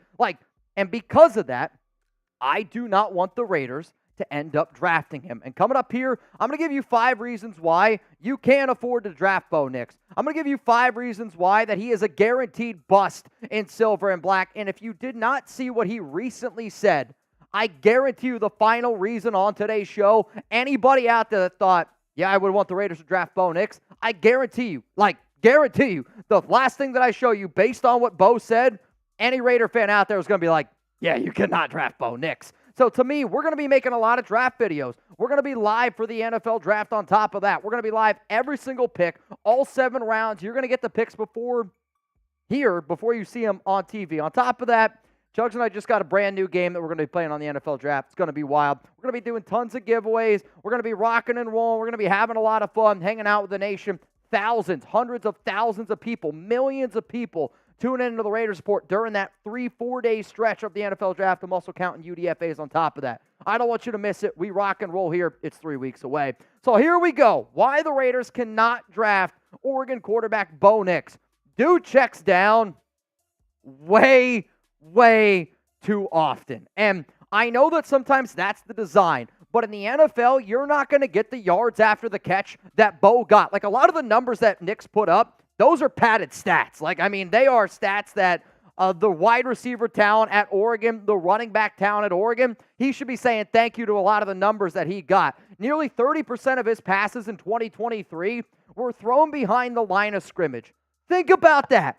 Balls behind the line of scrimmage, 30% of his passes. That type of shit's not going to work in the NFL. The other thing that drives me insane when I watch his tape is he takes the easy throw when other throws are open. Like, there could be a 15, 20-yard out that, you know what? A good NFL quarterback has the confidence to make that throw.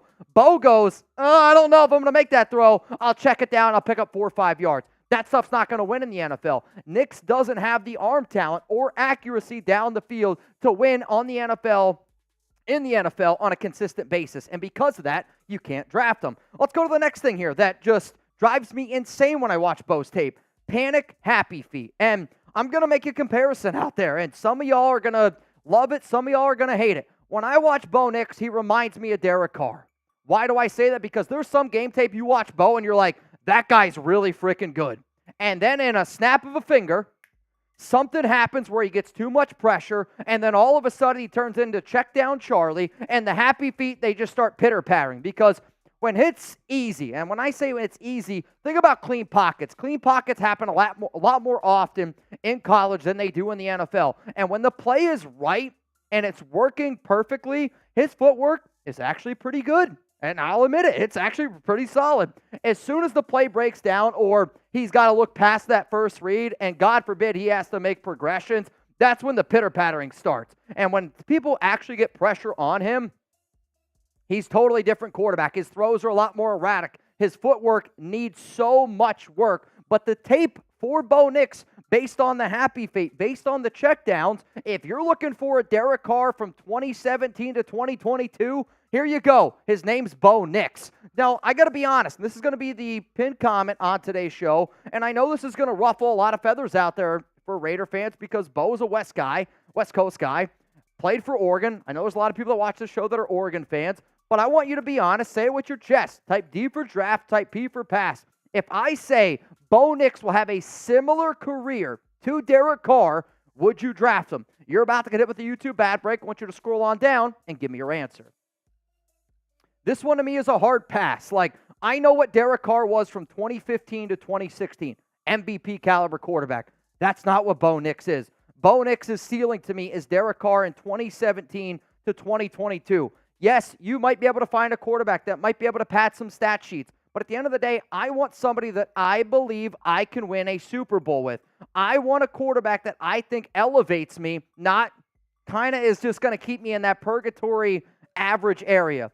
Bo did some great things at Oregon. Some quarterbacks are built to just be college quarterbacks. And to me, that's exactly what Bo Nix is. So, no, I don't want the Raiders to draft Bo Nix. Coming up here, I got 3 more reasons why the Silver and Black cannot afford to draft Bo Nix. Before I tell you about that, though, I said earlier I got kicked in the balls. I can also tell you this. My balls look freaking amazing. Shout out to Manscaped, our sponsor here on today's show. And I've said a lot of amazing things about Manscaped, and I want y'all to listen up because what Manscaped is doing this month in April is just proving why I freaking love them through and through.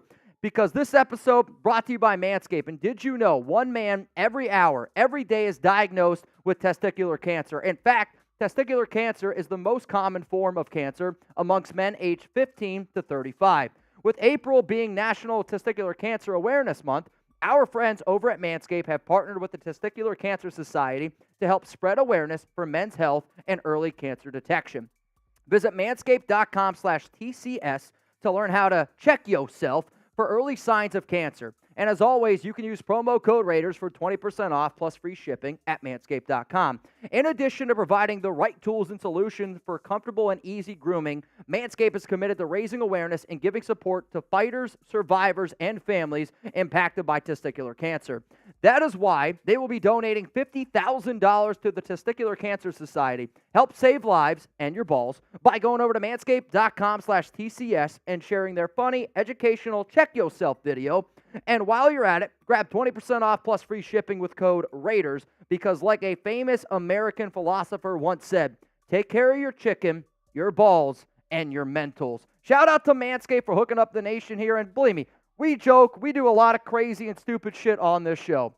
And Manscaped, I always say, is like the sponsor that lets me be me. They let me truly be funny, do whatever the hell I want, say whatever I want, and that's the type of stuff that I love. But also when a company does something like this and backs it up, and I know a lot of people are watching right now, we do stupid stuff here all the time, right?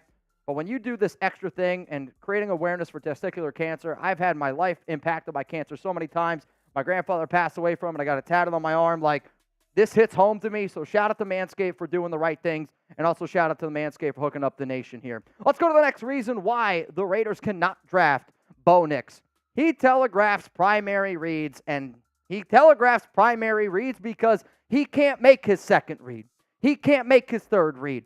There's not many quarterbacks that are getting first-round hype that I can legitimately say, I don't know if I've seen a quarterback not be able to work through progressions worse than what Bo has done and still get first-round type of hype, because the only reason that he has succeeded, to me, is Oregon's simple first-read offense. Like, I think it's funny at times. People are like, oh, all these great Oregon quarterbacks. I mean, there hasn't really been one besides Justin Herbert. Oregon's offense is the perfect offense for a college quarterback to execute because of how simple it is, because of the great athletes that are around it, and because of all the yards after the catch. Like, I don't want somebody that, if it's the first read, it's not there.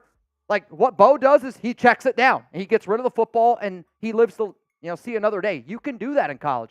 You can't do that in the NFL. If you stare down your first progression, you're in trouble because the team's going to take that away. And until Bo shows me that he has the footwork, the pocket awareness, the ability to understand blitz concepts, and then make different reads and throw the ball down the field, I know, like, this to me is one of the biggest reasons why I'm so confident that Bo's not going to be able to do it. And then when you look at all the other, let's call it tape, if you will, he was the worst quarterback at the Senior Bowl, not close to me.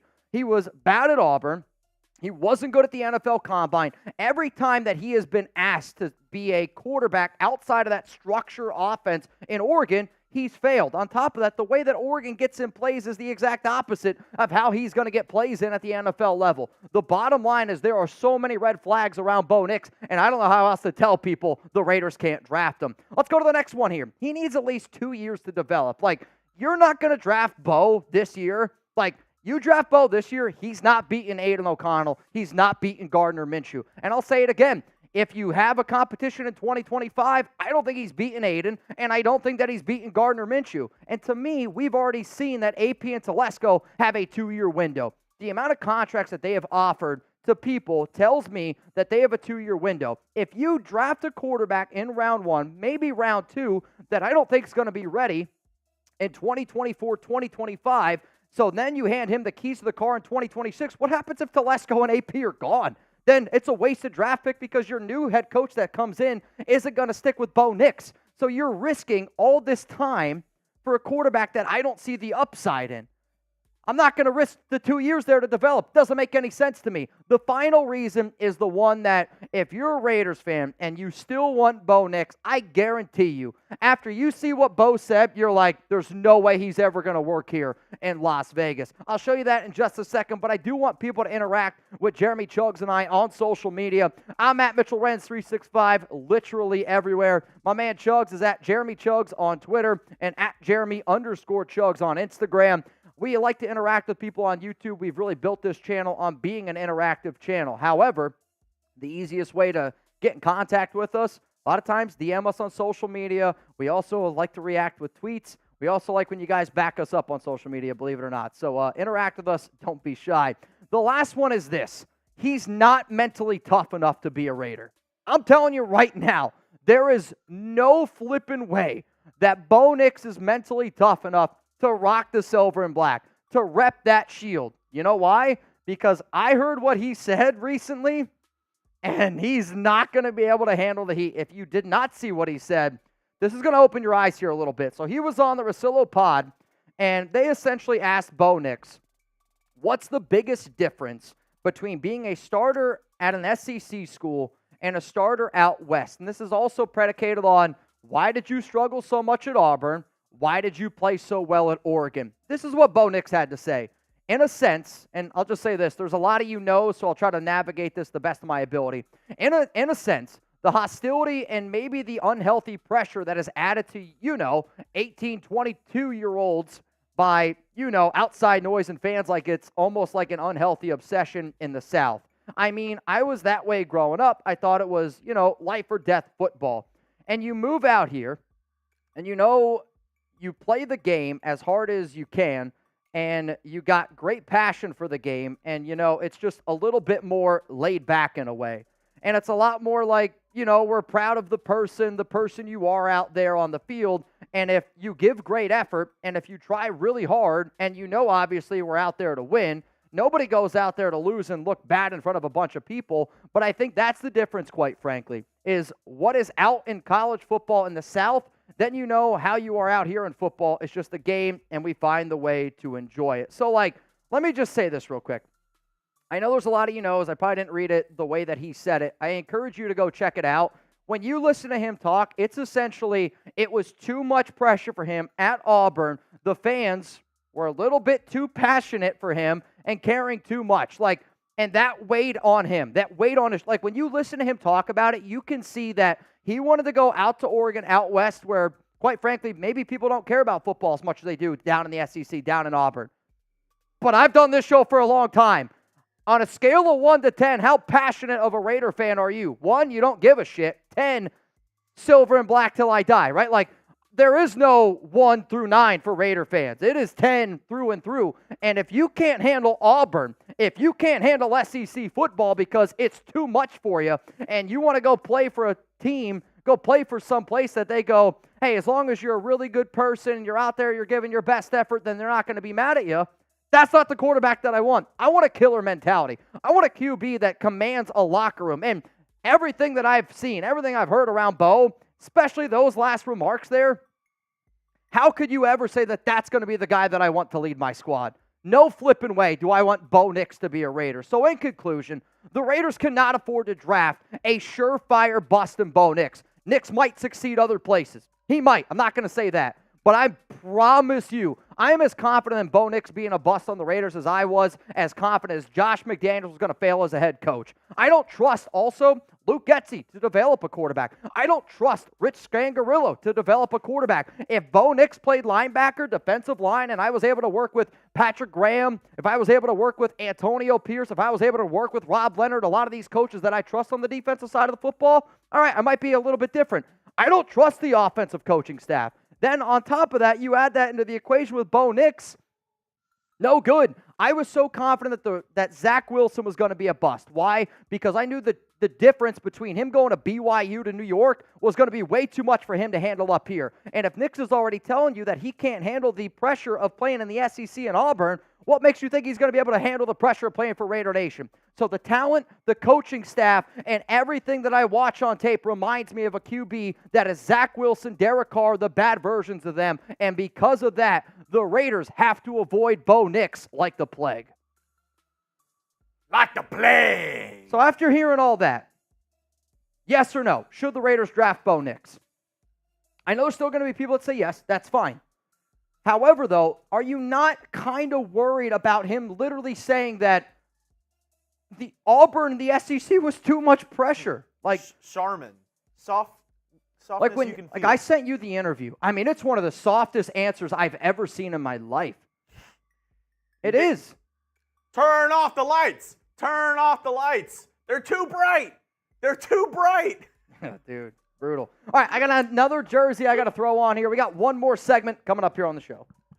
A lot of no's after that, which I understand. I understand a lot of no's for Bo Nix, but I also think the other part of the conversation, which Mitch kind of broke down, rather than the mentals, is just the physical ability. Like, if he was, that way, but had Caleb Williams level athletic ability and throwing talent, it wouldn't be as big of a deal. But you add that in with a guy who, struggled his first 2 years at Auburn, at Oregon, put up gaudy numbers, but a lot of it was, throws that were within 5 yards of the line of scrimmage. Yeah, and it's one of those things, and I trust certain people in the industry. I trust certain things, and these people have always kind of like led me the right way. And then when you watch the tape and it backs up a lot of the things, it's just it's concerning to me. And I just don't want the Raiders to fall into the trap of this guy put up prolific numbers in college, right? Yeah.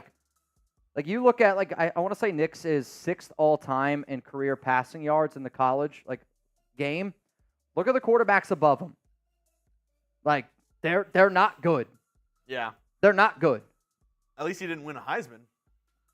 That gives him a chance then. Yep. If Nix would have won a Heisman, nobody would want him. No way. Mm-hmm. Brutal. No chance. Like, to me, to be that great of a quarterback at the next level, you got to have it up here. Like, to me, this is almost just as important as the skill set. Yeah. Like that's why I think Brock Purdy works. Like people are like, oh, like people said the same thing about Brock Purdy. Purdy's got it up here. Purdy is as locked in up here as I've seen a quarterback in a very long time. If Bo's saying that, no way. You can't do it. You can't do it. And there it is. I was like, it's about to happen at any minute. You know it's going to come. You just don't know when. What's up, fam? I'm up. What did I miss? Semper Fi. You missed that the Raiders should not draft Bo Nix. We also talked about a crazy trade idea involving Dak Prescott. Yeah, that's it right there. We got Javier. Do we pick 12 since Atlanta tampered? No. I mean, has it been proved? Wait a minute. Let me see if I can get back. We have it now. We're back. I think we're back. I think we're back and better than ever. Let's go. Never a doubt. Never a doubt. I think we're back. Thanks, brother. Holy shit. That was something else, man. That was Woo! that I got a little bit nervous about that one. Can you guys hear me? Give me a Y for yes, N for no. Really sorry that we just lost internet. Happens sometimes. The solar eclipse took down our Wi-Fi, even though it's coming next Monday. Yeah, I mean, F the Wi-Fi, am I right? All right, Gatlin Gun, VT Holmes. What up, Penny? Duval, Queen, Die Hard. Yeah, I'll tell you what. It's mind-blowing. All right, we're back, though. We're back. We're so back. Don't worry. That was, I'm going to guess that Trace kicked out the cord or something. That's my best bet. Trace over there just. Cullen's in the back just chewing on cords. You never know what's going to happen here. Yep, we're back. Good old Cullen Ole. We're back. Yep.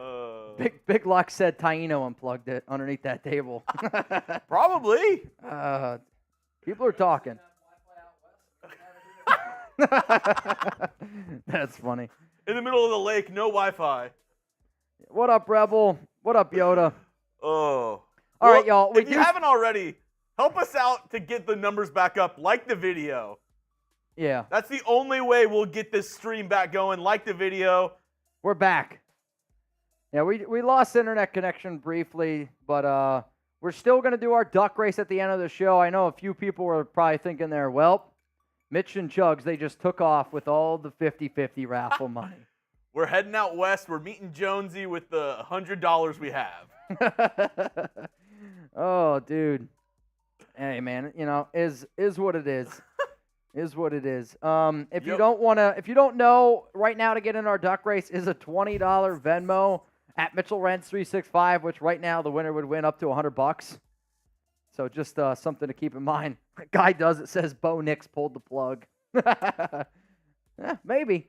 So the final segment coming up here on the Raiders Report is I'm going to talk about 10 linebackers that the Silver and Black should go out and target, because I'm a believer that this team's going to draft a linebacker this upcoming season, and there's certain players that they have kept eyes on that I want to be able to bring up on top of that. And the list that you're going to see is ranked from 10 down to 1, but it's based on like overall team fit, where you could potentially draft them, and then just how good they are. Let's go to my man, John Scheffler.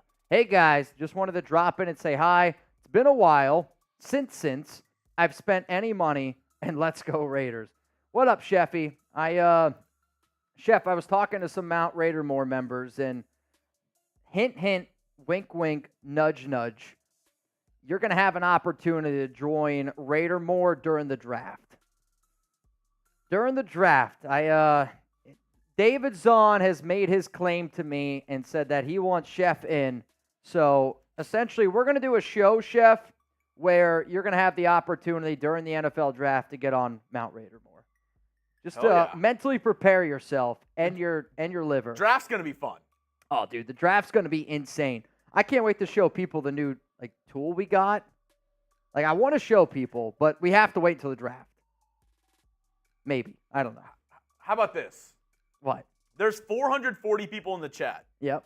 If everyone types me right now, I'll pull up a picture of what it is. We're not going to unbox it yet. I'll pull up a picture so just the real ones who are here on live will know. Okay, I'm down. But we gotta get some me's going. It's. Oh wait. What's it called? Oh, you don't even know what it's called. I do. Slack it to me. All right, hang on. I'll slack it to you. I'm telling you guys right now, game changer. It's even got Chugs' name. It's gonna be cool.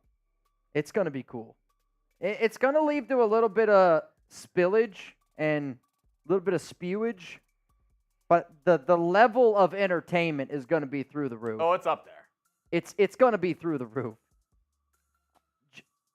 From where I'm standing right now, that picture looks like toys that you would take to the beach. I'm trying to build a sandcastle. Yeah. What up, Blue? What up, Surf Life? Sean, we're 2 likes away from 400. That would help out. That would be a massive help.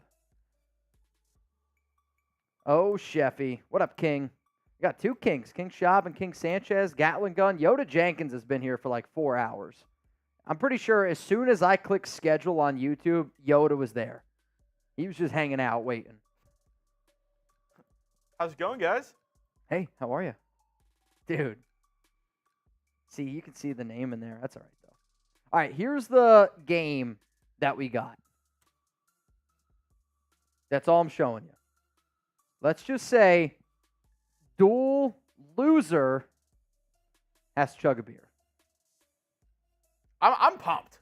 Dude, it's going to be electric. 93 Navman! Bang!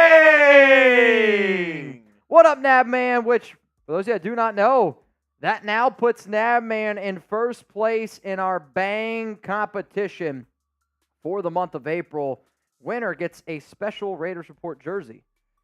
Navman, our quarterback has to be full-blown Raider mentality. Bo Nix has proven inability to deal with a passionate fan base. Currently, Minshew fits that mentality and can launch the deep ball. I do not think quarterback is first need at all. Let's get that offensive guard, linebacker, corner. I will disagree with you. Like I do think that Gardner Minshew can do certain things. However, I don't want the quarterback position for the Raiders to be the weakest position again. And I think that if your quarterback room is Aiden O'Connell and Gardner Minshew, that's weaker than your starting receivers. It's weaker than your tight ends. Michael Mayer, I'm telling you, is going to take a huge step. Offensive line is still a little bit of a concern to me, but this is an NFL team. The Raiders are a team right now that are a legit quarterback away from being a Super Bowl contender, and because of that, it's why I think it's their biggest need. Like, I still want the silver and black to go out and get an offensive guard. I still want them to upgrade at corner. I still want them to find a right tackle. Like, they can upgrade at a lot of these other positions. Still, you have money in free agency. You're gonna have enough draft picks to be able to allocate some of that to go out and get other players. I still want the quarterback, and that's my pipe dream. What up, Crash Dog? I took the draft days off of work, so I will not be late each day. Looking forward to hanging with the nation throughout the entire process. Also, I want to give some shout-outs here. Anybody that spams 93 Navman, you're getting a shout-out here on today's show. Anybody that spams 93 Navman, you're getting a shout-out. LA, I just got to say. That's a real one right there. Commitment to excellence. That's a real one mentality right there. I see Sancho. Shout-out to the Queen. Rustin Long. Caleb Miner. Rebel Montana. King Zay, what up? Bradley Hicks, Savior, Alfredo Ramirez, Matt Queen, what up, Big Luck? King Zay, Blue Richards, Josh I, Adrian Delgado, all showing love to 93 Navman, who is low-key. He's been wilding out, man. I'm a little bit nervous of what 93 does during the draft. Oh, I mean, and game days. those are going to be. I'm telling you, draft day, Raiders trade up, Navman's going off. Let's go to my brother, Lamont. What up, dude? Heard news from other YouTube guys saying GM won't let AP trade up due to future needs. Think it's true. Plus, if we get Bo, that says who's really in charge. I have heard before that Telesco likes Bo Nix, and I'll say this right now. If that's the way that the Raiders go, and if the Raiders want to draft Bo, I'm not going to be a happy camper. Like, I'm just going to tell you right now, I'm going to send out the warning.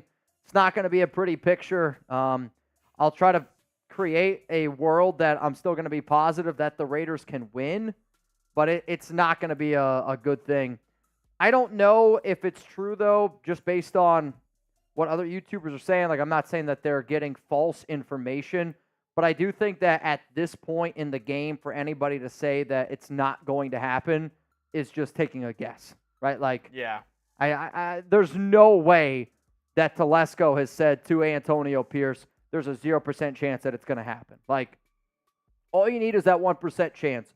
All you need is for J.J. McCarthy and Drake May to go 2 and 3 after Caleb goes 1 and he's there at 4. Like, there's a chance that it happens. All you need is love. That's it. All you need is Brandon Jasper and Mitch. When can I give a shout out for Instagram or tweets for the best content, personal interactions, and more live shows? So I will be doing.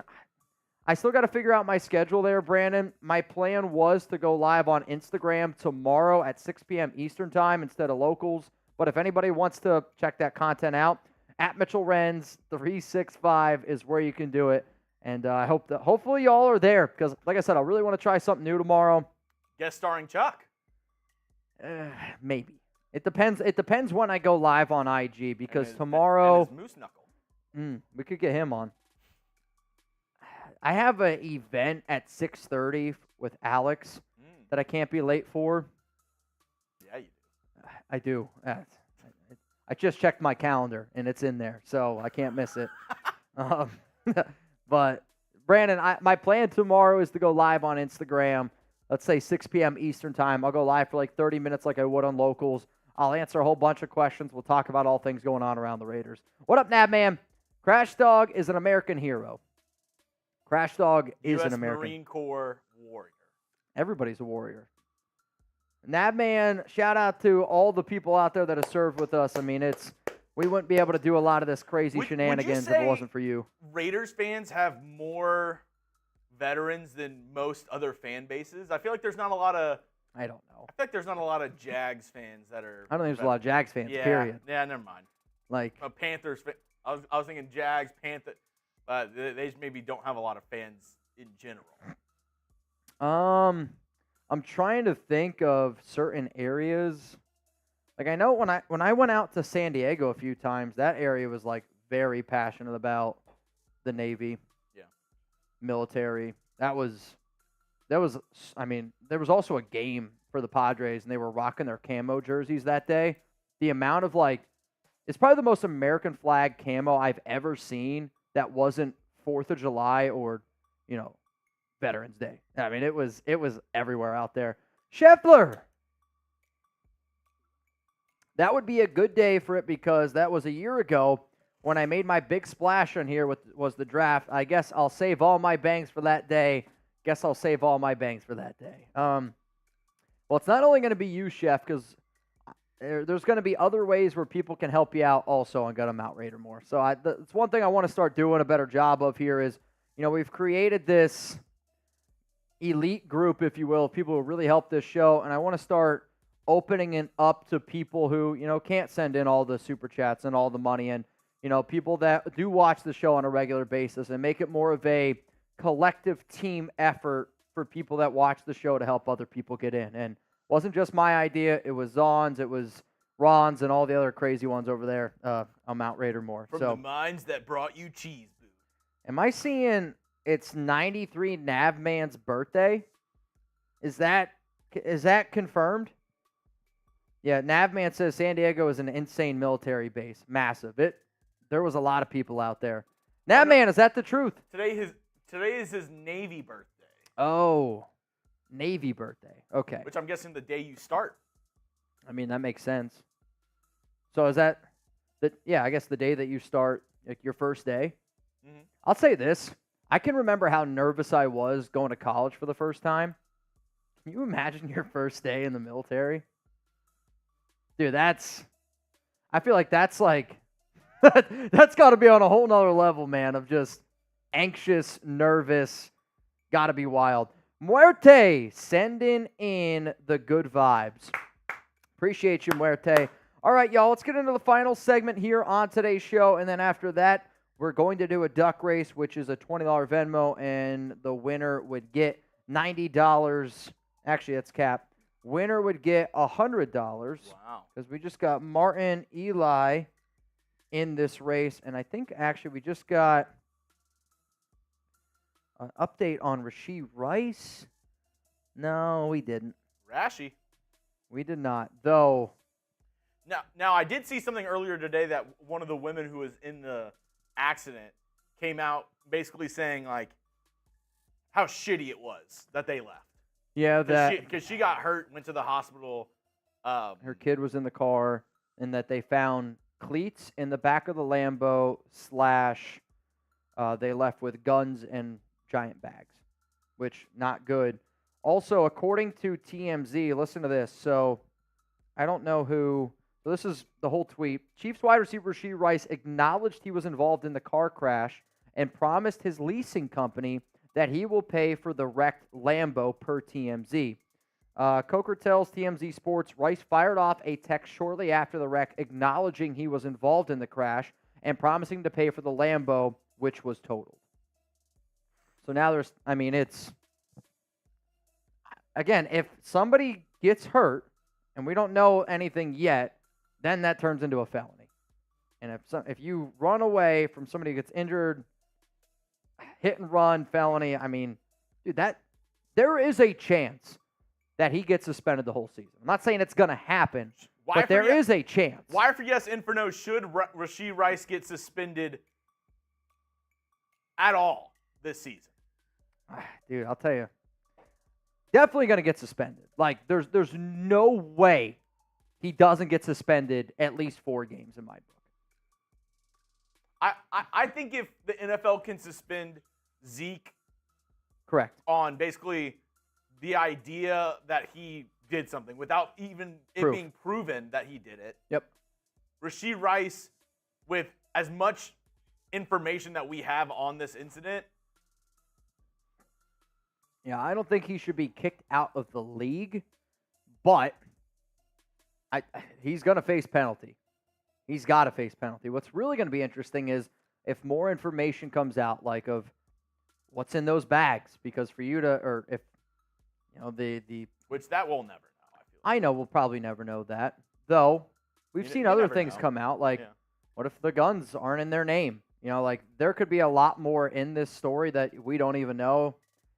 I'll be curious to see what Kansas City ends up doing. I also am interested to see what K-Rock, happens. yes, in Texas. Literally like right down the street from us. Like I'm not kidding you. Like Chugs and I, we could leave the studio right now. We could run there and we'd be there in 15, 20 minutes. Yeah. Maybe Chugs. I don't run very well. Chugs has been slimming up. I don't run very good. Is it? No, I think you're right. I was going to say, my whole life I've been lied to then. Because I don't know. I'm not a grammar major. Okay, y'all. Let's get into this segment here coming up on some linebackers that I think that the Raiders could target in the draft. Though I got a burp. Hang on. Okay. Matthew Y. We all make mistakes, but that kind of shit is ridiculous. I thought you were about to back him up. What, Matthew? I was about to say the mistake was him getting in the accident. Yep. It's not a mistake that you ran away from the scene of the crime. Correct. That's a choice. Correct. There's a difference between a mistake and a choice. No, I agree. Like, one of my buddies who's a cop, and he used to always say, when somebody gets a DUI, you got to make more than one mistake. Because the first mistake is you getting into the car when you're drunk. The second mistake, which he always says, like, usually the number one way to tell is, like, you pull somebody over for, like, a broken blinker or somebody, like, leaves their turn signal on. That's the second mistake. Or swerving or doing other sorts of stupid shit. Running the red light, running the stop sign. Okay. Enough of the Chiefs. FKC's down below. You ready? I'm ready. Let's rock and roll here on the Raiders Report. Coming up here on today's show, the top 10 linebackers I want the Las Vegas Raiders to select in the 2024 NFL Draft. My name is Mitchell Renz. I'm the host of the Raiders Report here at Chat Sports. And today's show is designed on the idea of I am very confident that Antonio Pierce, that Patrick Graham are targeting linebackers in this year's draft. And I don't know exactly when they're going to take one, but when you look at a lot of the combine meetings, you look at a lot of the pre-draft visits, there's going to be some linebackers that are tied into that group that I could say, hey, these are the players that the Raiders go out and get. Now, the rankings that you're about to see, they're not like the top 10 linebackers in the 2024 NFL Draft. No, that's not it at all. They are based on the overall skill set. Like, how good is that player? Also based on what would their fit be with somebody like Patrick Graham with their defense from top to bottom.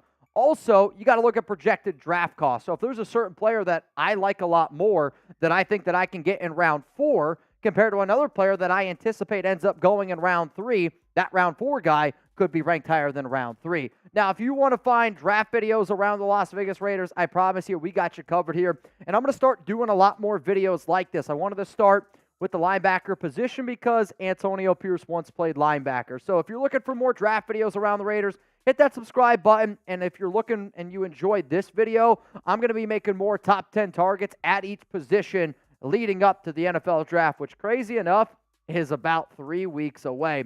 Let's go to number 10 here on my list for the Raiders linebacker draft targets.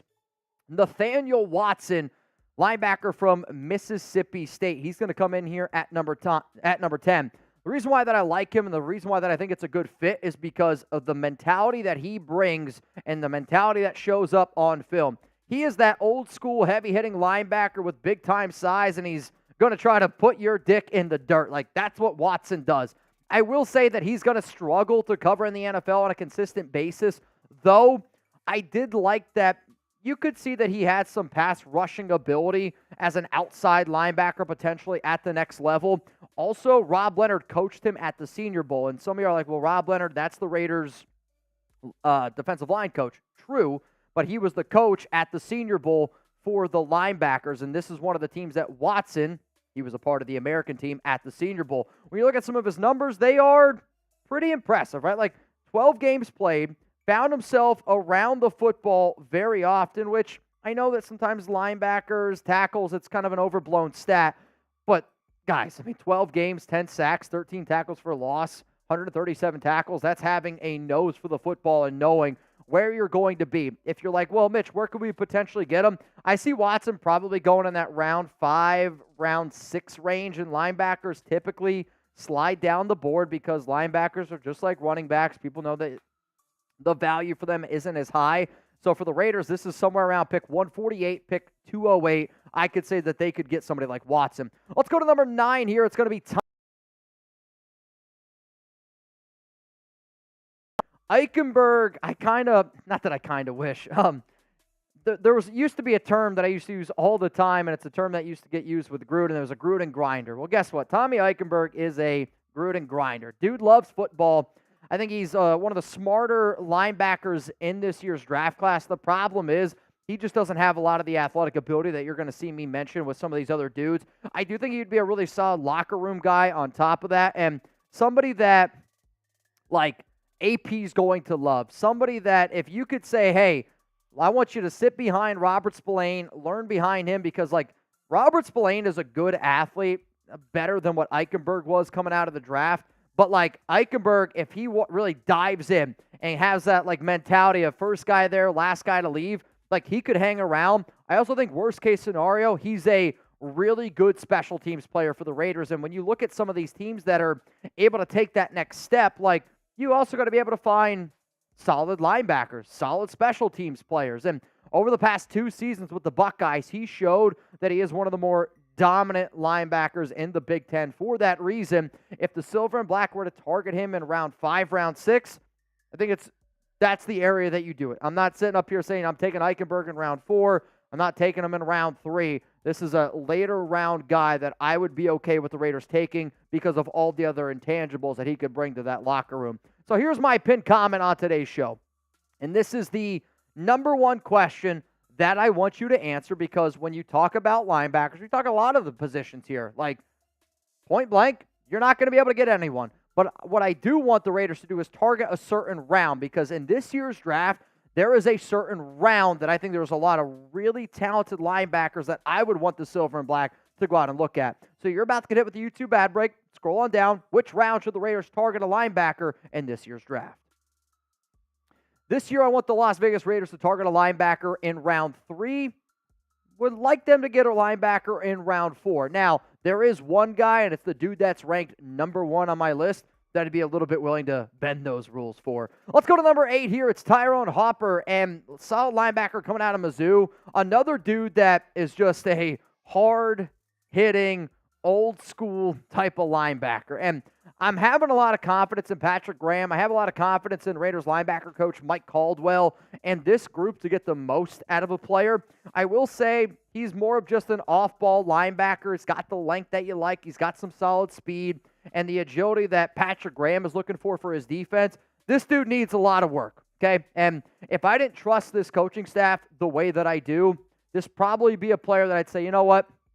Let somebody else have him. Too much of a project player. I have confidence in our defensive staff, and at the end of the day, until they give me a reason not to have confidence in them, I'm going to sit up here and say that could be a solid dude. He really struggles in coverage, but also has traits that could be a solid special teams player. Again, like if you're a bad linebacker, but you're an athlete, you're probably going to be a good special teams player. And for Hopper, 55 tackles last season, 3 sacks in the SEC.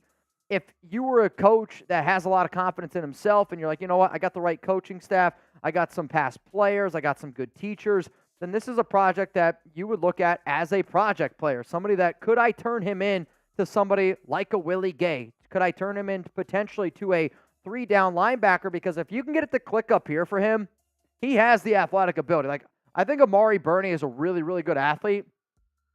Tyrone might be a better one. In terms of where I'm going to target him, I'm going to be looking in round 5, round 6. The next player coming up here on the show is a name that I want all of y'all to circle. Linebacker out of UTEP, Trice Knight. And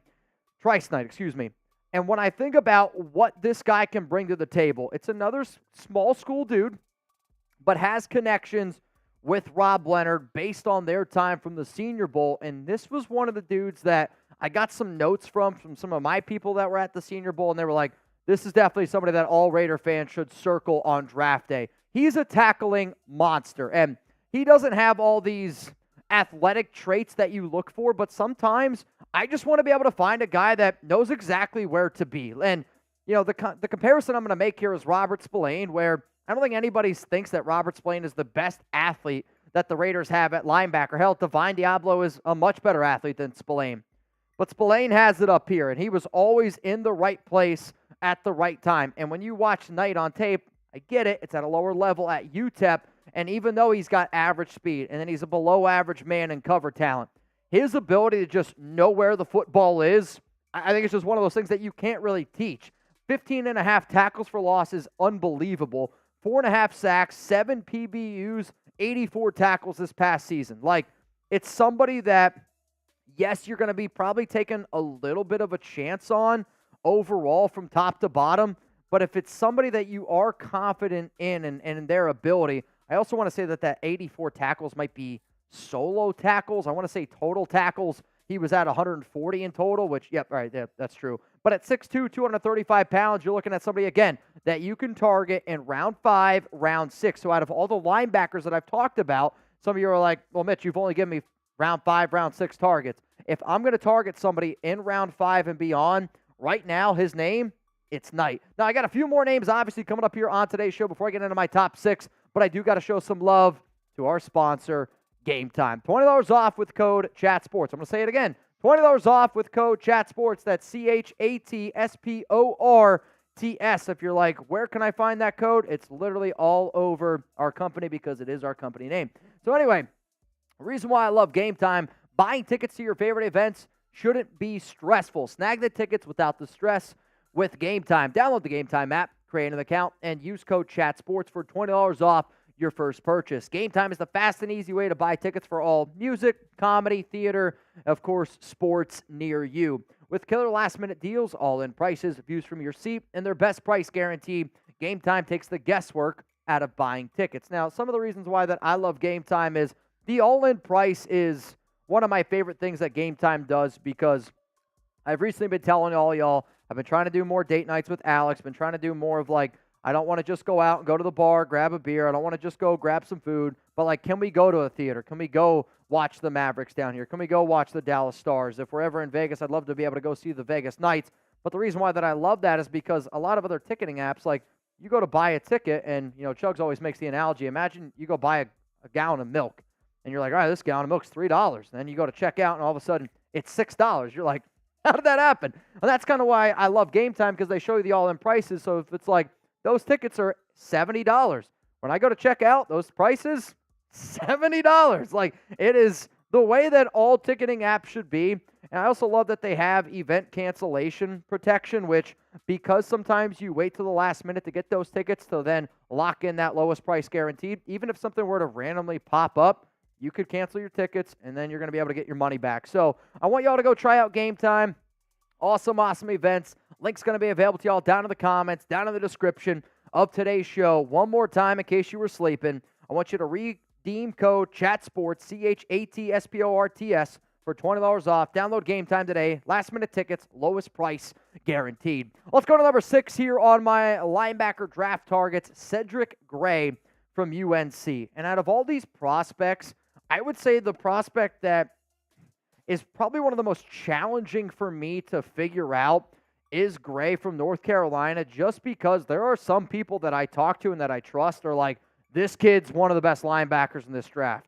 But when I watch my tape, I'm not as in love with Cedric Gray, man. Like, he is a weak side linebacker, and that's what he's just going to be. If you want him to play in a system, like a specific system, and you tell him exactly what to do, I think he might struggle. If you let him just kind of free ball it here a little bit and just let him shoot gaps, go after tackles for loss, and just like let him be him, then he could be a little bit more successful. Like, I do think Patrick Graham's system could be good fit for Cedric Gray, but like the physicality of what the NFL is going to bring, Gray's going to struggle with. Like, he's got to add muscle. He's got to add a little bit more weight. He plays way too soft for the type of linebacker that I want. He does have really good athleticism. Like, he does have,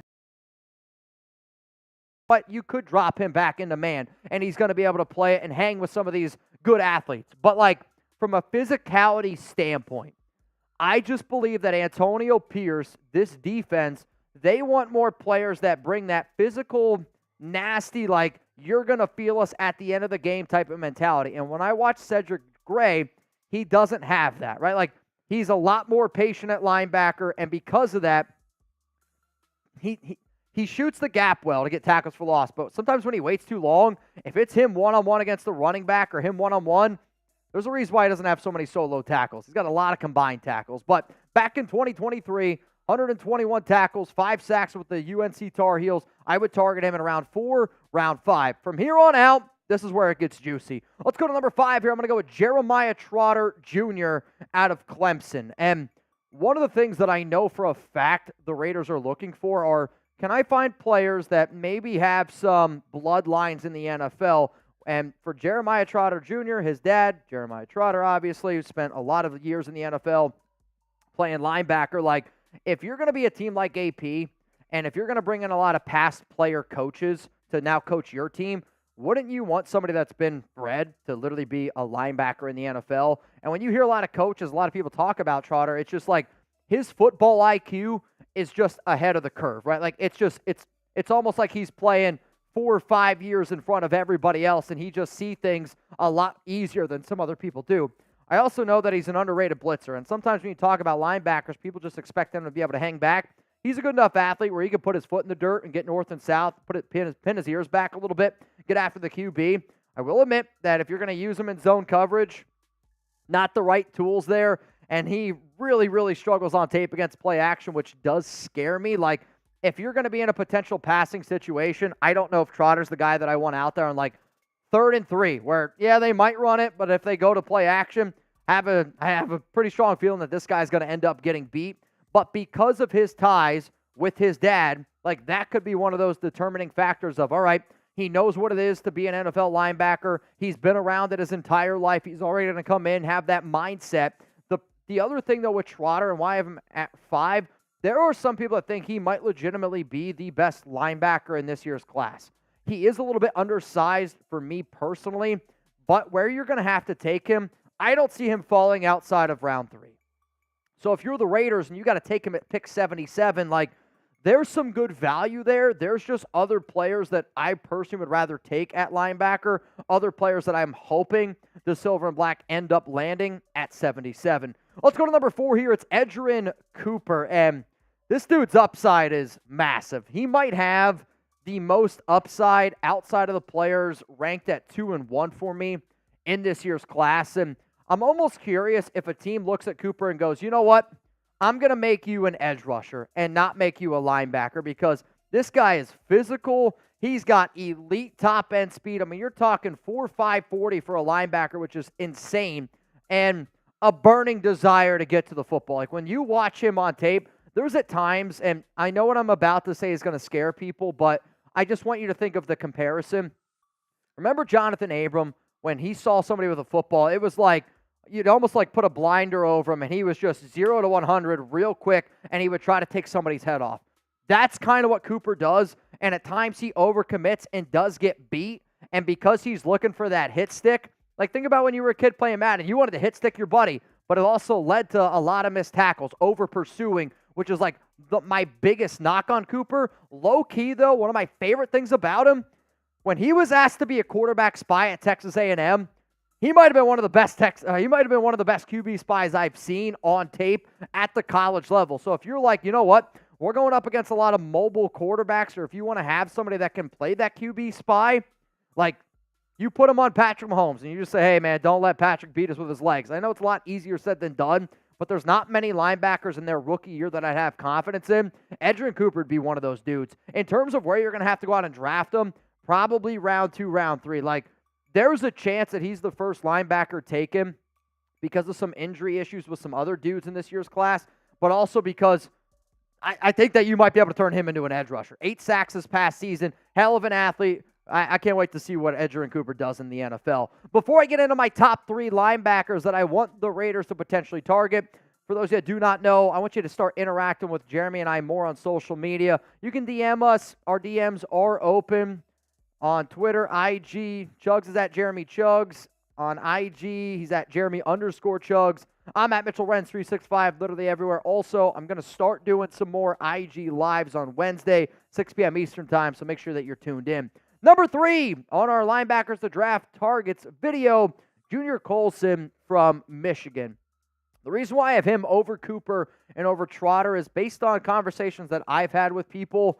It sounds like he's ranked a little bit higher on the Raiders board than those other 2 guys. But, like, if you're looking for that modern-day blend of speed and explosiveness at linebacker, somebody that legitimately gives you, like, legit 3-down linebacker upside, like, Colson's one of those dudes. Like, I feel like people a lot of times when I say bell cow running back, right? Like a bell cow running back, a guy that can handle 3 downs, people know what I'm talking about when I say that because it's the running back position.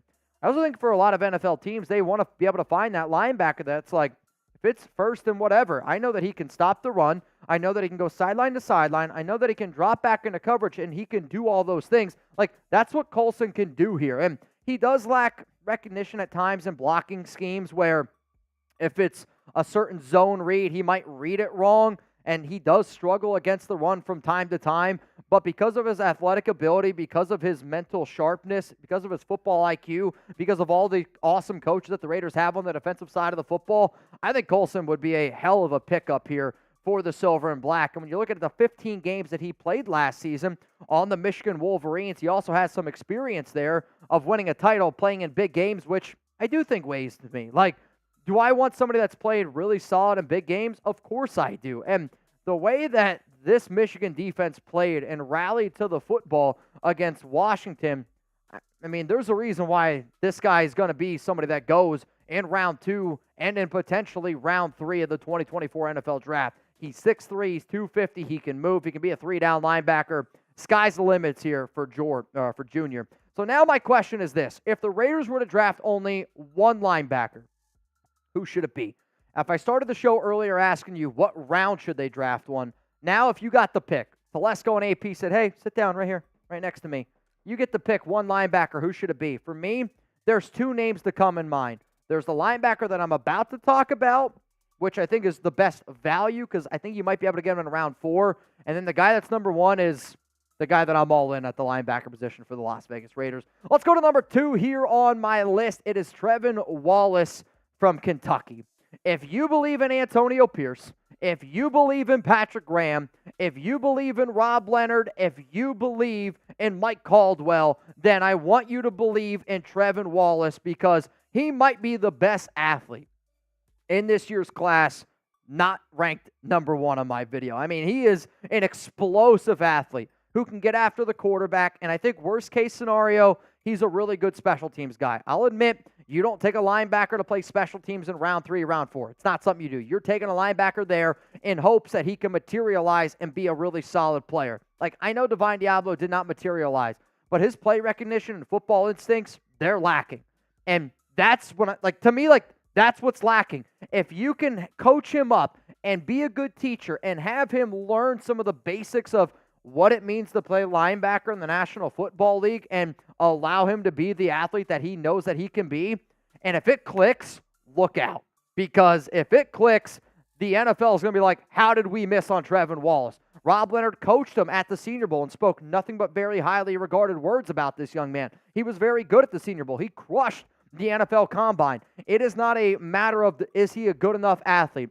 It is a matter of can he put it together upstairs. And I am confident enough in our Raiders coaching staff on the defensive side of the football that I'd say, you know what? I'm willing to roll the dice here. And where am I willing to roll it? I would be willing to take him at pick 77. It would be, I wouldn't love it. I'm going to be honest with you. I wouldn't sit up here and go, oh, it's an A+ grade. You get him in round 4 at pick 112, I'm giving an A+ grade. If you end up getting him because you're hopeful that you get him in round 3 at pick 77, I'd probably give it a solid B grade. But coming in here at number 1, and people that have watched the show probably knew where I was going because Peyton Wilson from NC State to me is the best linebacker in this year's class. He would be the perfect fit in a Patrick Graham system. And if you're looking for an overall athlete, I mean, I don't know what else to say about Peyton Wilson. This dude is long, he's lanky, he can run. He ran a 4.43 40-yard dash at the Combine, and the versatility that he's going to be able to offer you, he can play man, he can play zone. Yeah, there's still going to be a little bit of a learning curve there, but, finds the football, seems to make plays when it matters the most. He's a team captain. Some of y'all are probably get his you-know-what out of your mouth, Mitch, and you're not wrong. I think Peyton Wilson would be an unbelievable fit with the Las Vegas Raiders, and this is the only linebacker in this year's draft that I would be okay with this team taking at 44 because that's how good I think he is. And if it wasn't for his injury history, he'd be a top 50 pick, and it wouldn't even be a doubt. Yes, he has 2 ACL tears, though all of his medical from the Combine did come back and say that he checked out. He's going to be 100% okay. I know people are going to be scared of the past injuries. You should always be scared. It's the NFL. Injuries are going to happen. But, this is a dude that is legit top 50 talent. This is a dude that legit, probably if he didn't have those ACLs, like I said, he might be a linebacker that teams would potentially consider drafting in the first round because of all the different things that he's going to be able to offer you, all the different things that he's able to do. He's not afraid. He's a hell of a leader. And no matter what team ends up getting Peyton Wilson, they're going to be a very happy football team because I'm telling you right now, this dude is legit. Now, I know it says round 2, round 3 target. There are some teams that might take him off their draft board because of the past injury histories, and I've done a lot of mock drafts where he's fallen to round 3. I don't think he's going to fall to round 3, and I don't like the idea of trading up for a linebacker. So if it was for a fact that he's not there, or that you're this is a guy that I absolutely positively want to have, you take him at 44. I know some people might not like that idea. I'm okay with it. I'd give it a B grade. If you get him at pick 77, I might just give the draft an A, man. All right, real quick here, we're going to roll through our top 10 players that I want the Raiders to draft at the linebacker position. Obviously, if you guys made it this far in the video, please don't be afraid to take a screenshot. I showed you earlier where you can find Jeremy Chuggs and I on social media, so don't be afraid to tag us on there so that way we can share it and continue to grow the Raiders Report, because that's the only way this thing's going to continue to grow, is if you guys help us out. We're going to keep making the videos. I just need y'all to keep on helping us grow this bad boy. Shout out to all the real ones out there that made it this far in this show. I do think that the Raiders got a lot of fun things in store for us, especially during the draft. I'm excited to see which linebacker they end up taking, and I'm excited to see what ends up happening in that linebacker room, because as far as I'm concerned, it's Robert Spillane is the only one that's locked into a role. I'm not going to say Divine Diablo's locked in. Luke Masterson's not locked in. I know the Raiders drafted Amari Burney last year, but that's not one of their guys. Bottom line, Robert Spillane is the only safe linebacker, and I see this team adding at least one in the draft. All right, one linebacker. Who do you think it should be? Is there a linebacker that you really like that I didn't mention? Or no, I think you mentioned everybody. I think Who's your guy? My guy that I would look at, and I really like the value of where I think you could get him. I think you could get Cedric Gray at around your round 4 pick. Yeah. That's the thing. Like, I value him also in round 4 or 5, but there are some places out there that have him ranked as like a top 60 pick. Yeah, I mean, obviously, Jeremiah Trotter Jr., I think he would be a decent pick as well if he falls to round 4. But with the Raiders, I just don't know if I could justify, unless a Peyton Wilson falls to round 3. Yeah. Or Trevin Wallace, you maybe want to take him in round 3.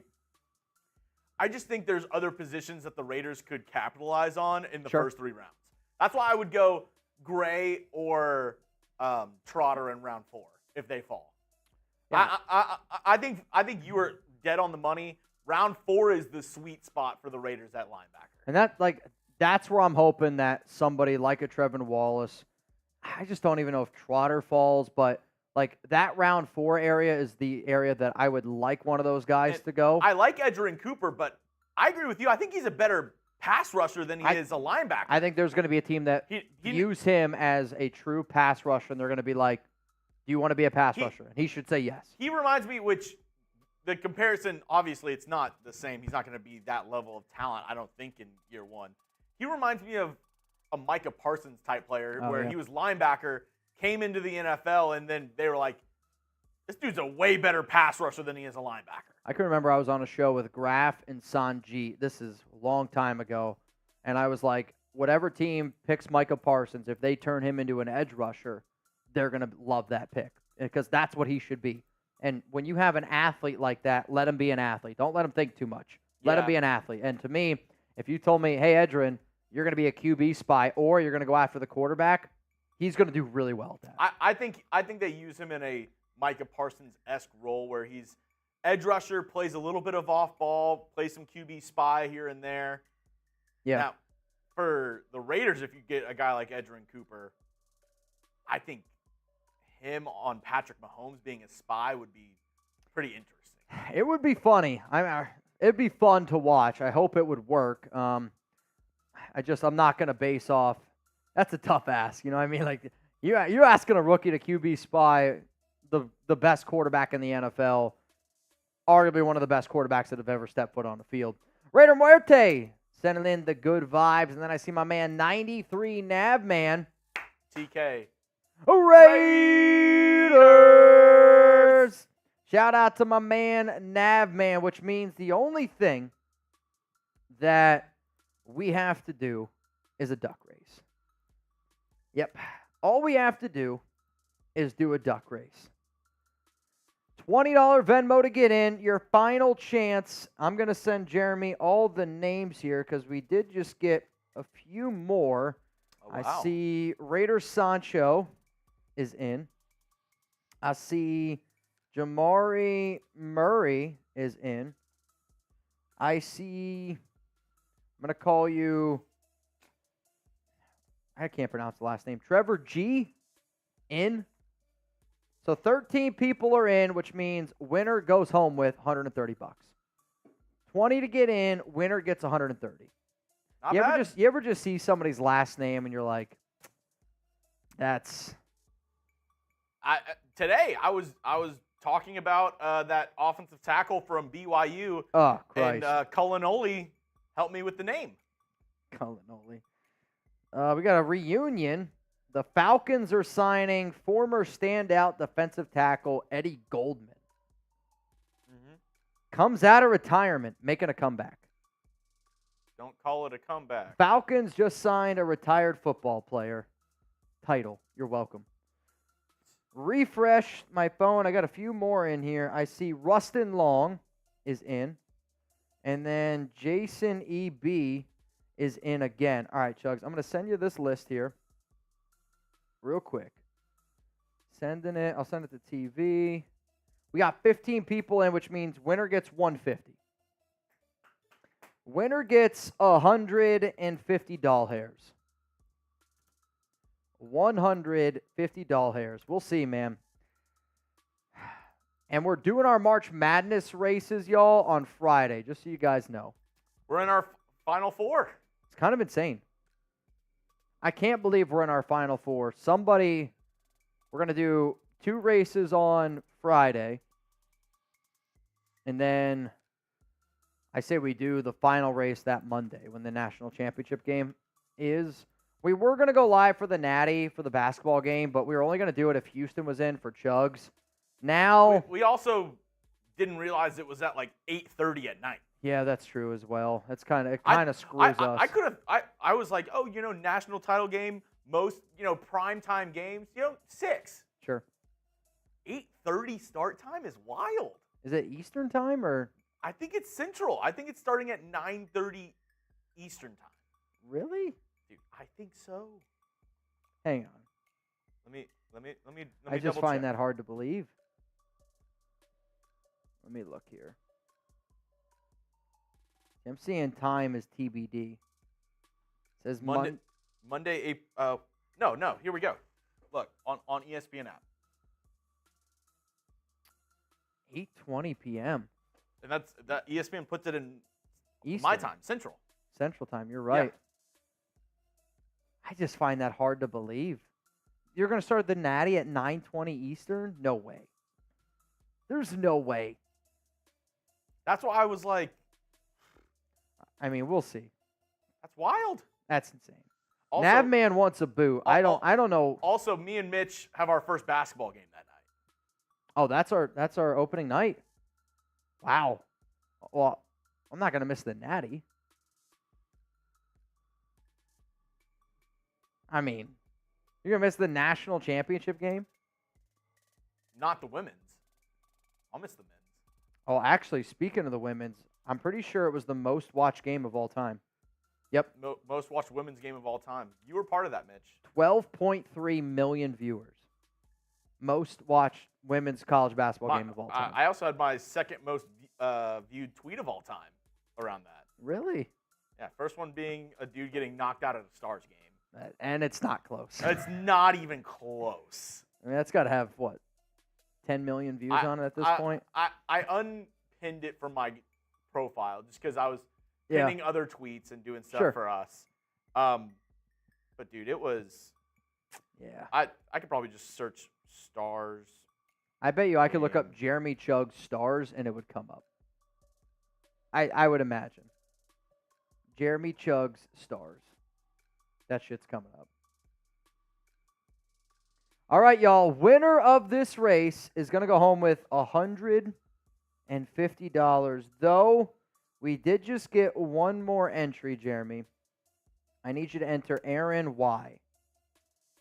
Can you do that for me? Oh, yeah. So now winner gets 160. We're going to need a few shuffles in there as well. Gatlin Gun says, go Wolfpack. Go, Pack, go. NC State has what? Both in, right? Both men's and women's in the Final Four. Yeah. That's pretty amazing. Do you know the last team to win both the men's and women's national championship in basketball? Trivia question. UCLA? No. Close. Yeah. You got the first 2 letters right. Wait. Who did you say that you wanted me to add? Aaron Y. I sent it to TV. Not even close. Aaron. AA. Oh, well, you said it wrong. What do you mean? Aaron. That's on me. All right, give me a good shuff. So that video has currently 3.3 million views. Yeah, that's wild. I mean, in the Literally- future. Literally, they were playing against the Wild. Oh, really? Yeah. That's funny. I tagged Pat Seatman's old account. His one of his 8 Twitter accounts that. It's kind of Seatman's had. impressive. I mean, there's a day where I'm pretty sure I get followed by a new Patrick Seatman account every day. Same one every day. All right, y'all. Here we go. I'm going to refresh one more time to make sure I didn't get anybody else in. We're good. Winner gets 160. 3, 2, 1. Let's run it. Oh, man. Oh, wait. Oh, I got to get out of the way. Luis passes Luis. James Jonathan Guevara. Dar. Jason E.B. Dude, this one is back and forth right now. Another Guevara. Luis Rodriguez, EB. Dude, I'll tell you what. Jamari from the pack all the way to the front. I have no idea who's winning this one. This might be one of the best races we've ever done. I'm legitimately, it's going to come down to the Warrior. Somebody at the very end is going to make an insane charge. There's been so much movement. I would want to be in the back at around like 8 seconds. Yeah, agreed. Though I don't, now it's, nobody's moving. Kenny.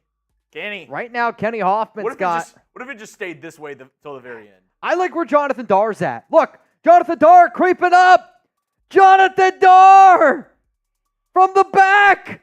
You called it. What a game. You called it. Dude, I'm telling you. Jonathan Dar picks up the dub. That was an incredible race. I mean, that was back and forth. That was 4th and back. Dude, insane. Jonathan, dude, he's got an insane last name. Daruvala. Let me see it. I bet you. I have no idea. Daruvala. Daruvala? Bro. Jonathan Daruvala. If your last name's Daruvala, there's a good chance you're throwing 93. Probably a switch hitter. No? That's a badass last name. It's a badass last name. Up to bat number 2, Jonathan Daruvala, number 2. Also, who got the butthole pick? I guess I'll have to send it to everyone, just to be safe. Group text. All right, y'all, we're getting ready to head on out of here. Appreciate each and every one of y'all for tuning in to the show. Remember, I'll be live tomorrow on IG. We'll say 6 p.m. Eastern time. And then the next time Chugs and I will be live will be Thursday at 4 p.m. Eastern time. I got a fun segment for all of y'all, which I think we'll probably do Thursday. I got together with a bunch of Raiders content creators. Everybody did their own mock draft. No, everybody made a pick, and I'll break it down. So I asked a whole bunch of different Raiders content creators to get together, give me some picks, and you guys decide what you think of the overall mock. So Did you make a pick? I did not. I'm going to grade every pick, though. I did this like 2 years ago and had a lot of fun with it, so I wanted to do it again. So you guys... Who got the round 1 pick? I can't tell you that. You'll find out on Thursday. Guess you have to tune in. Got to tune in. From me, from Jeremy Chugs, we'll see you guys Thursday, 4 p.m. Eastern time here on The Raiders Report.